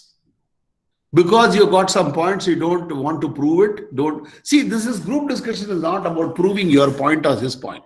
Nobody is interested by doing this discussion of women empowerment. After the group discussion is over, everybody will forget about it and go back to their homes. What are they doing? Using this topic to test your skills. So it's not important that your side wins or his side wins. That's not important. The content is not important. It is the behavior that is important. So control your emotions. Even if you do get angry, you should say, to be honest with you, I'm I am not exactly in agreement with you. In fact, don't show you're upset. See, don't lose your emotion for a discussion, for an argument, for the sake of a 30-minute conversation, right? That will go against you. So control your emotions. But don't hesitate to speak out till the idea till the end, because everybody is arguing. If you keep on waiting, the meeting will be over. You can't hesitate also. So what you should do is think before you speak and wait at the right time, allow others chance, but at an appropriate time, enter the conversation. That is why I told you 3 entry points. If it gets argumentative, don't get aggressive. You can say, I think we are speaking two different things, but I would rather let go. Let's go on. Let's move on to something more agreeable. That was one way of doing it. Have I answered you, Swati? Yes, sir. Because argument is not going to help either people. You are not showing any of your skills of listening or openness or, controlling your emotions, bringing team spirit. Nothing is happening, right? So what is the big deal? Winning an argument is not at all important. Don't worry about even losing an argument. Okay? Yes, sir. Okay. Thank you, sir. You can be gracious. You can say, "Oh, I think MG, you and I seem to be differing on this, but I'll at the moment let it pass. Let's listen to other people." That's a beautiful way of doing it. Swati, is that okay? Yes, sir. Yes, sir. Anybody else has got a question on this? Yes, sir. I have a question. Yeah, yes, Swati. Okay. Now, me and Swati are doing argument. Okay. Some 3-4 conversation happened with us, and then I realized, no, I'm going aggressive. So how to set off the situation now? Well, see, if you see that, you can always say this, right? Swati, I think I've come hard on you. And then have a small smile and say, well, your points are very valid, Swati, but see, I can't help feeling your numbers were wrong. But let's not worry about the number. The point which I'm trying to make is, and then go to the point. You understand my point? Don't dwell too much on the disagreement. But you cannot simply agree for the sake of being polite. Otherwise, you're not making your point, right? Group discussion is checking your emotional intelligence. How do you manage conflicts? If you, for somebody, just because Swati, you don't want to argue, say, completely agree with you, Swati, and say something which is not against your thinking. That is wrong also, no? You have to be honest and authentic, right, Pratima? Yes, sir. Yes, sir. Exactly. So you can always say that. I think we probably seeing two sides of the pendulum. Maybe let's move on and take something. We'll move on to the next point. Okay? Yes. Okay. Shambhavi, Yara Gopi, you wanted to say something, I think. Do you have any points, Shambhavi? Because I saw you are mute. Yeah, Shambhavi, go ahead. I can't hear you, although you are unmuted, but I can't hear you. Something is not right because she's unmuting, but we can't hear her voice. I don't know whether she's speaking or not speaking. Shambhavi, are you speaking? Okay, fair. So now we just talked about the do's and don'ts. Sir? Yeah, go ahead, Shalvi. Yeah. It's me, Ritu. Yes, Ritu. Go ahead, Ritu. I have one last question, sir. Yeah, why? Many questions you can ask. Yeah. While concluding or summarizing the GD, we put forth everybody's point that everybody has spoken. Then what should be our next step to conclude it? Give it a proper conclusion. Okay, I think you didn't see what I've written here. Okay, come back here. I'll show you. When you come to see, the conclusion is not important that we conclude this topic. It is a chance for you to summarize. Remember, GD is a drama which happens on the stage. It is for you to make use of this opportunity to demonstrate your skills. So don't worry about the quantum, the content, whether the topic was discussed right, who is the winner. Don't have to worry about who's winning, who's losing. Just include all the points, major points that were discussed. If you remember, in this discussion, The major points that we discussed was security of women, the parental factor, and the evolving world where new women are participating more and more, and they need to come out by themselves. Just make these 3 points and then say, these are the points we discussed today. I think this is a topic which requires a lot of discussion. This 30 minutes is not enough. We will conclude it on another day. Thank you, ladies and gentlemen, for a beautiful discussion. Close it. There's no need to conclude. It is a summary. Summary means what is an aggregation of what happened. Conclusion is when there is a result. In a 30-minute group discussion, there cannot be a result. You understand my point? Yes, Don't yes. do the business of let's all vote, who agrees, who don't agree. This is not important. Don't do that. Yes, sir. So we just have to summarize it and do not provide any conclusion or any views. If there is a conclusion which has emerged, if everybody has agreed, then it's okay. Otherwise, you can say, I think majority of this team were of the opinion, suppose there are 4 people for and 1 person against. You can, instead of saying so-and-so was, you can say, we heard a lot of points from Ritu so-and-so in favor, and Chetan and so-and-so spoke against it. But there were many of them are valid. Most of the points were very valid. But I would think the key points which emerged are 1, 2, 3, which you must be, if you are a good listener, you would have caught those 3 points. Or say some key points which are highlighted. It's a great discussion. We enjoyed it. Thank you. That's it. Okay, sir. You understand my point? Yes, sir. Hey, Shambhavi, you are speaking. We can't hear you, Shambhavi. Although you have messaged me that you are speaking, but I can't hear you. It's okay. I think something is wrong with your audio, I think. All right. So great. This is a great conversation. So now I'm going to show you back the deck because we've got only another 20 minutes. So your strategy for GD, you must do it on the spot. If you find a lot of people are making initiation entry, then decide to enter at a midway. Wait for a right opportunity when a participant makes a point and you have something to add to that point in the gap, or when the discussion is at a low, there is some argument and sudden silence is there, or you can enter into an argument by supporting somebody. That's a classic way of doing it. Hey, Pratima, I agree with you, that kind of a thing. Swati, I like what you made your point. When you say, I like the point that you made, you automatically make a friend into that person. That person will allow you to speak. So that is one way of doing it. Make a supportive statement, appreciating statement. Say that, you made a brilliant point, Swati. Then, Swati will immediately keep quiet because she's got a nice compliment, right? So that's a nice way of doing it. Or you say, I completely agree with you, Swati, or I like what you said. You made a very valid point, Swati. And then you enter the midway. Is it okay? Have you learned that technique? That technique is, if you don't get initiation and midway, wait for the summarizing. When people are speaking, when you come to the last minute, you can say this. Hey, ladies and gentlemen, I think we come to the last minute. Thanks. I think I'll take this opportunity to speak myself. I got one point here and keep that point very brief and then go on to say we collected all these points. These are the highlights. Do not emphasize your point at that time. Just collect it. It doesn't matter. And then don't bring any new points in summary. You just summarize what was discussed and close it. All right. So this is the technique for your GD strategy. So this deck I will send it to you. Try to agree and acknowledge in between, seek clarity. One method of entering into an argument is, hey, Swati, you said this. Hey, can you explain this more?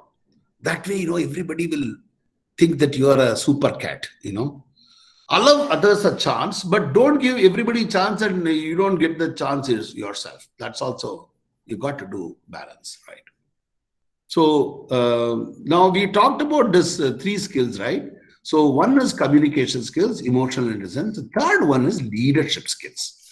In the GD, people are looking like how you do the team play. How do you do the reasoning ability? Reasoning ability is the summarizing ability.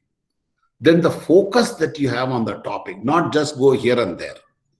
Then your persuasive skills. How are you able to influence, make other people agree. So the best way I told you is, I appreciate you. I like what you said, but I have a small difference. That is the way to do that.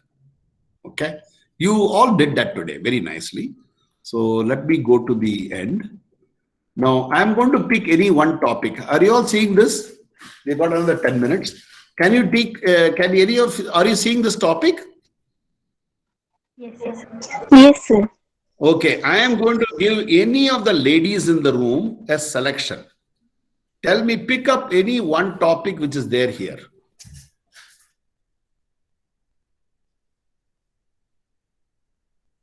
Don't do the e-learning substitute for classroom learning that we already discussed.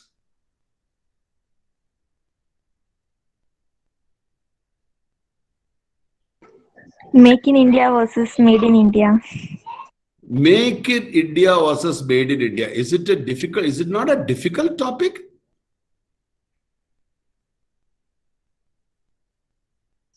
No, sir, it's nice to, interact, discuss. Okay, then let's go there. So who all want to join in this topic of make in India? What is that? Sorry, what is that topic? Sorry, I did not read it properly. Make in India or made versus made in India. What does it mean by this? I think two are same. Yeah, it looks like I made a mistake here.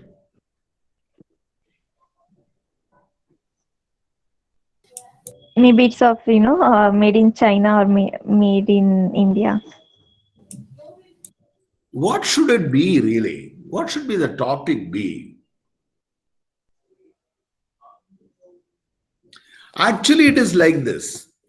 To be honest with you, make in India is make a new product in India.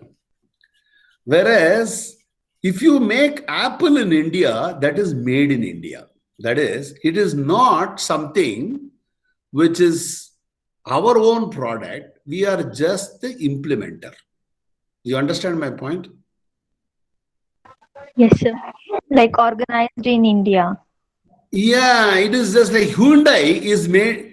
Is Hyundai car, is it make in India or made in India? Made. It is made in India. It is a Hyundai is the idea of Hyundai. They simply brought all their design, set up a factory and they are making. So that's not really making in India. Making in India is when I do it with my own indigenous product, indigenous skills. I think of the design, I do everything all by myself. And that is make in India, like Flipkart. That is make in India. So I think it's a slightly tough topic. So can I suggest another topic like polythene bags must be banned? Is it really possible to ban polythene bags? No, sir. So can we take this topic? Because today in the world, America has not banned polythene bags. Is the polythene bag the problem or the culture of dealing with polythene bags is the problem? Suppose you throw everything on the road. Is that the problem? Or if you know how to deal with polythene bag and you put it in a separate bin after use and you recycle it, is that a better solution? Because polythene bags are cheapest, no doubt about it. Paper bags are more expensive. Yes. The So treatment. shall we discuss polythene bags? Yes, sir. The question we'll ask is banning polythene bags really a practical solution for India? Okay, banning polythene bags, is it really practical in India? That is the question. So who are all wanting to join? This is the last 15 minutes. So I'll throw it open. Whoever wants to join can join. But I want whoever wants to join, first you should unmute yourself. If you can come on video because there's the last opportunity, I would be very grateful. So Ritu, Swati, Sunil Kumar, Chetan, all the old diehards, warlords in this group discussion, can you all turn off your mute? And anybody else also, turn off your mute. And we will close after this discussion. Ritu, thank you. Swati, thank you. Whoever is Chetan, thank you very much. Kishar Mayangan, thank you. Who else? Kishar, Chetan, Ritu, Swati. Anybody else? Anyone else? Gunashila, Pratima, Achin. So we got all these people. We got 8 people. I know you remember there are 3 entry points. I'm going to observe who's going to enter in the start, who's going to enter in the middle, how are you going to enter the summarize. We talked about listening, how do you interrupt, management, relationship, everything. Okay, go. And don't talk to me, talk to each other. Okay, go.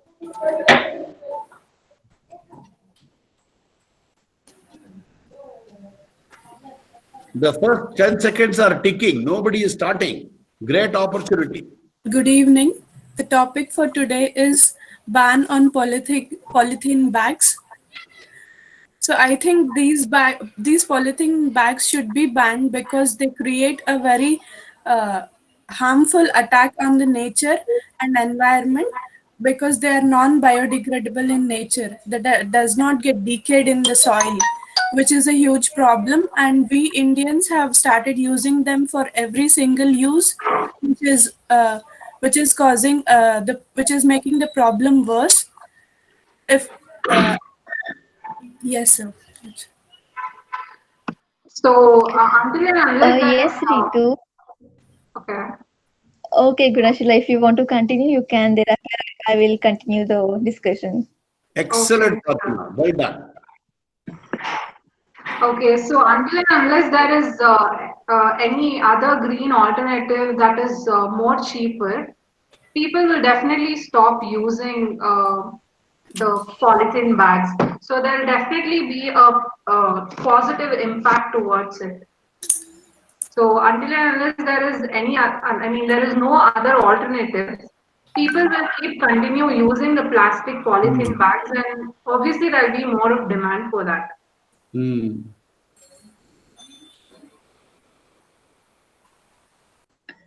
Yes, guys. Even Ritu, you said about biodegradable and all those things. Even Gunashila, what if we do like taking care of plastic bags into clear the bins, and instead of throwing into the roads and all. What if we care those small things and make it like hygiene? So isn't it good? For the papers, we had to cut the trees. So instead of doing that, why don't we use this bags in a proper way, as it is even cheaper? We can use this in a proper way. So what do you say about this, guys? Using in a different way, we can, make it like a green environment instead of going for papers and cutting the trees. I feel taking care of the plastic bags is the fine. So you're talking about the social awareness, right? Exactly, Gunashila. Okay, but no matter how much people in India are preached about this, until and unless they find something which is cheaper and which they can afford, I don't think they're gonna change their mind. So we have to implement it. I mean, implement something in such a way that they have to, be happy also, and even the social awareness, whatever we are trying to create, has to work also properly that way. Yes, I guess you didn't get my earlier point. What I said making use, like we will use the plastic bags. Okay, now we will use, and instead of throwing into correct bins, we will just throw into the water reservoirs, or else we'll throw into the roads. We will go for a trip and we will throw wherever we want. So as it is not degradable product, it will doesn't dissolve, so it creates a harmfulness for us. So instead of throwing the bags there, we'll make a rules that we will maintain a cleaner bins for that. we won't put those plastic bags in the rivers. We won't put those plastic bags in the grounds, roads, everywhere. Instead of doing that, we will make sure we won't uh, dirt the things, and we maintain the hygiene. So if we make a rule of that, maintain the hygiene, if we make a rule of that, even we see, in foreign countries, even, they won't split in the roads. They won't take their juice bottle and throw it in the road. It is a strict rules for them. There will be fine. So we can implement those things in our country too, and make it a hygienic country. So what do you say on this? Yeah, that is actually right. Because in other countries, there is a rule. I mean, there is a law which says that they are not supposed to spit on the road or spill anything or throw any dirt on the road, because they're going to be charged for that. So everyone is aware of that. Hey, thank you, Gurushila. Kishore, do you have a point, Kishore? My point was, Kishore and Swati, is why are we talking polythene bags and discipline and not throwing it and all? Why can't we encourage the good old habit of each person bringing a bag? In those good old days, we used to have handkerchiefs. Nobody carries handkerchiefs today. Now they're all talking about paper napkins. You think about it, we are creating mess all over the place. If you have a handkerchief, you put it in your pocket, yeah. Ladies can keep a handkerchief in their handbag. Similarly, when we go shopping, if you take a leather bag or a cloth bag and you wash it at home, so there is no polythene, no paper, no extra, no nonsense. I don't know why can't we do that in our country, guys? Kishore, what do you think, Kishore? Excuse me, sir. Yeah, go ahead, Guru Shila. So, sir, it's not that we have not implemented whatever you told right now here. Here, even in the supermarkets, they don't like give us paper. I mean, they are not giving us any polythene bags or anything as such. They give us paper bags instead. Or if we have a load full of grocery or something, they provide us jute bag. So these are happening. It's just that in the small stores, in the small stores, they give us polythene bags. Whereas when we go to supermarkets, few of us do carry jute bags or any other bags. The bags that we have clothes or whatever it is. That is the you're talking about supermarkets. 80% of India rural people who are poor and economically backward.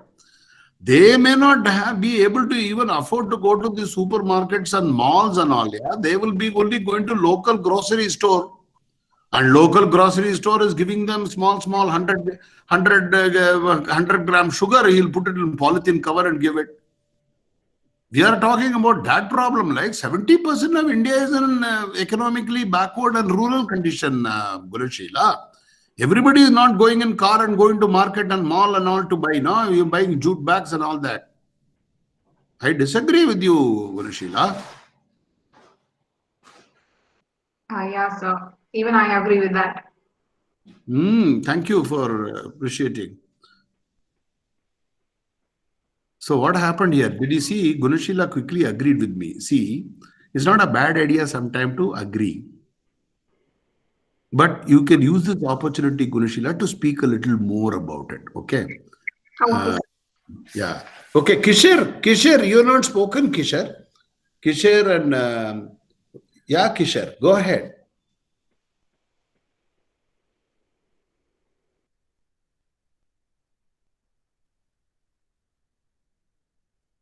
Swati, you wanted to talk, I thought. No, you unmuted yourself. Yes, I got disconnected in between. Yes, I agree to the point which you have said and Pratima has said. We can use that alternatives, that we can use gunny bags or jute or cloth bags rather than plastic. We can reduce the usage of the plastic as much as possible. And the plastic bags must be like it should be reusable, not completely banned. It should be reusable, And the plastic bags, the manufacturing, that should be like it should be easily biodegradable, not like It is not it going to should. happen. Which plastic is biodegradable? The world does not come to any invention that a plastic is biodegradable. Like I mean, um, Excuse me, sir. I have Yes. a comment on that. Yeah, go ahead. So you're told there is nothing is biodegradable for the plastic, but China has already found out a solution for that also. They have found out bags which are actually biodegradable, which looks like plastic but not exactly plastic. Oh, that's an interesting point. the plastic which is like more more of micros, that is yeah, I mean, which takes less number of years to biodegrade. That Okay. type of plastic should be manufactured and Okay, used. Swati, this is a great point. Hey, Sachin, would you like to summarize and close, Sachin?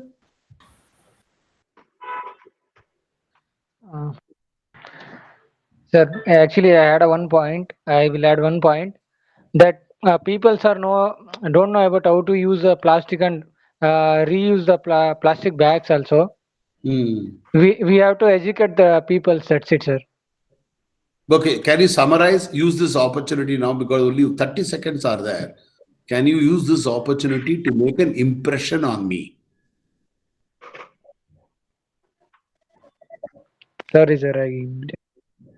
Okay. Anybody else wants to try to make an impression on the interviewer by utilizing the summarizing opportunity?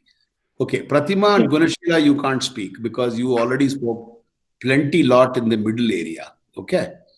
So I want someone else to do it who has not spoken, who can use this summarizing opportunity. And Yes. jump. Can I take this opportunity?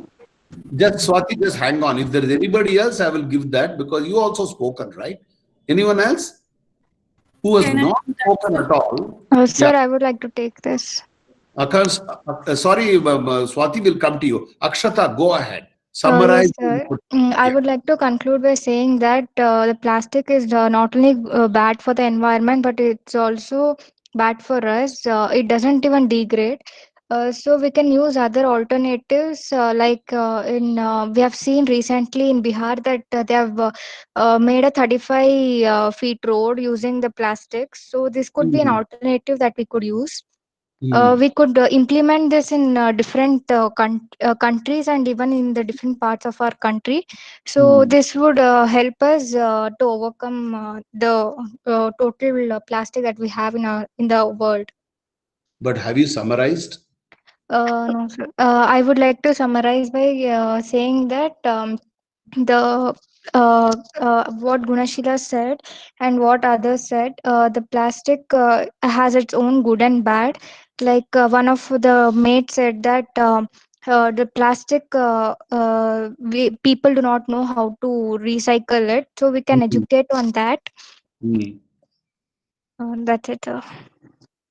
Yeah, see, when you're summarizing, it shows that you have listened to all the people. So that is why in a group discussion, you must be alert and be present. Okay, good. You made a good attempt. Good job done, Akshata. Okay, anybody else before I give the chance to Swati? Anyone else wants to summarize? Anybody wants to try summarizing? It will be a good attempt. Roshan, you want to try? Yes, sir. Go ahead. After listening to everyone's point, I can tell that each one are telling their what they are know regarding the polythene bags. I am agree with the everyone's point. Using the polythene bags is very bad, but they are not following the what they are telling. They are telling that we should make a loss and we should make that and this. This is not a point. If we are educated, if we follow that way, everyone will follow what we are doing. Okay, but you see, now you are giving your point, right? Yes, sir. When you summarize, you should not make a judgment on what other people said. You should just state the facts. For example, you should say there are two sides. Some people go with some important points were discussed about rules, laws, culture, alternate methods, degradable polythene, cloth bags, jute bags. Very interesting discussion. But this is continuing to be one problem which needs to be addressed. That is the summary. You get the point, right? Don't give your judgment, Roshan. You cannot say others are wrong. No, this is too late in the day to say that. If you wanted to say that, you should have entered the argument in the middle area. You understand? Yeah. Summary is summary only. No conclusions. Okay? Yes. Okay. Very good. Very good. Good attempt, Akshay, Roshan. And Madhushri, you want to try Madhushri? Okay. Since nobody else is there, Swati, your turn to close. Summarize, please. Yes. Everyone said their point that, as Pratima said, we need to usage of the paper rather than paper should be used rather than plastic, and so what we can do is we can bring awareness that usage of the plastic should be reduced, and it is everyone's step that we should use the cloth or some other alternative other than plastic, and we should bring awareness through the government or and it's from everyone. We should take initiative and work according to that. Very nice. Okay, you summarized it without giving your opinion or new point now. Okay, you just summarized by what people said. Excellent. So I am at the end of the hour and it is 5 p.m. and I know you've been patiently waiting for 4 hours. Students are really, really appreciated. Most of you could not come on video, but at least many of you participated in the audio and I really thank you for it. I hope this was useful for you and I'll work with DSU and see that all of you get your presentation next by mail or whatever method. I will make it available for you. Okay. With that, I will say a big thank you and I truly enjoyed interacting with all of you. Okay, over to you, Dharmendra. Yeah, okay. Thank you so much, sir. It was an excellent session. Even I was throughout watching this. I think most of the students, they wanted to participate, but I don't know for what reason they did not come ahead. But it was really nice to see the students who really did participate. I hope they would have picked up the skills in this session. And when they go into the real GD, hopefully they'll do it better there. Very good. Hey, all of you have to submit your feedback. Dharmendra has given you a link in the chat message. Please click on that. It doesn't take long. It takes about 2-3 minutes. Fill this up because it will help us, the university, to improve how we are doing these programs. Okay. Can you all take a minute and then don't close Dharmendra because otherwise they won't get time to click on this link, right? Yeah, sure, sir. I'll wait. We'll 2-3 minutes. In the meantime, I will, if anybody has got any questions, I will answer them. We will just give them another 2-3 minutes for them to enter the feedback.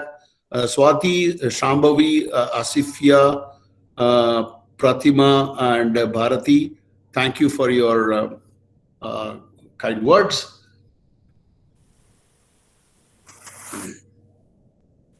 If any of you got any questions about me or about my interviews or anything which is outside this, you're welcome to talk to me. It'll be my pleasure. I was for 37 years in the corporate world. I was CIO of Mphasis. I have a daughter who's a scientist. I have a grandson who's 2.5-year-old. And I live in Bangalore. And if you can connect with me, you can call me or speak to me anytime. If you want, I can share my number with you. Only thing you have to, sometimes I don't read my messages. So, you know, you may have to Let me see, how do I write my, how do I chat and put the, how do I enter a chat? So you're already in chat mode. You can just scroll down. You'll get a field there where you can type, sir. Where do I get the field? It's all full. Yeah, the bottom. Yeah, scroll down. Yeah. Okay, I scroll down, then. Okay, and then okay. My number is my mobile. You can. Okay, and my mail ID is. Sir, could you please share your LinkedIn profile as well? Yes, I will do that. Yes, sir. Thank you. I'll share my LinkedIn profile, right? So you have to go to LinkedIn, copy, paste. LinkedIn, MG Raghuraman. So if I go there, then I can. Okay.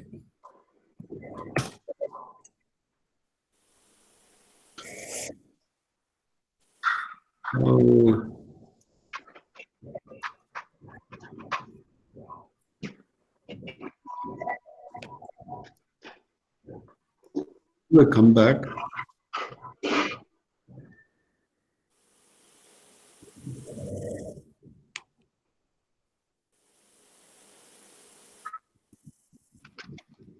Okay, here I'll come back. I've shared my LinkedIn as well. And I have also put in, thank you, Carolyn, for your kind words. Shruti, thank you. And then I put in my LinkedIn, I put my mobile number, and I also have entered my mail ID. So can you all, can you just ensure that you have filled in this information? Thank you, Shashank. Can you give the feedback if it is done, Dharmendra? Yeah, I put it once again for the benefit of the students. Please submit feedback. They can copy paste it and then they can send it across. Okay. All right. Thank you so much, sir. It was a very wonderful workshop that we had. Thank you. Thank you very much, Gurpila. Hey, Dharmendra, is it this recording is available for them to review, right? Anytime? Yeah, it will be available, sir. I can share the link. I'm gonna, for all these ITP sessions, all the recordings are there. It will be shared once it is concluded, sir. I can share it with you also once it is uploaded. Super. That'll be great because that way they don't have to read it. It it. will be available on our institutional YouTube channel. All the videos are available. Yeah. I'll share. Yeah. Okay. Thank you all. Thank you, ladies and gentlemen. Let's close. Dharmendra, I'll exit. Yeah. Thank you, sir. Thank you so much. Have a nice day. No, thank you very much. Bye. Thank you, students. Bye-bye.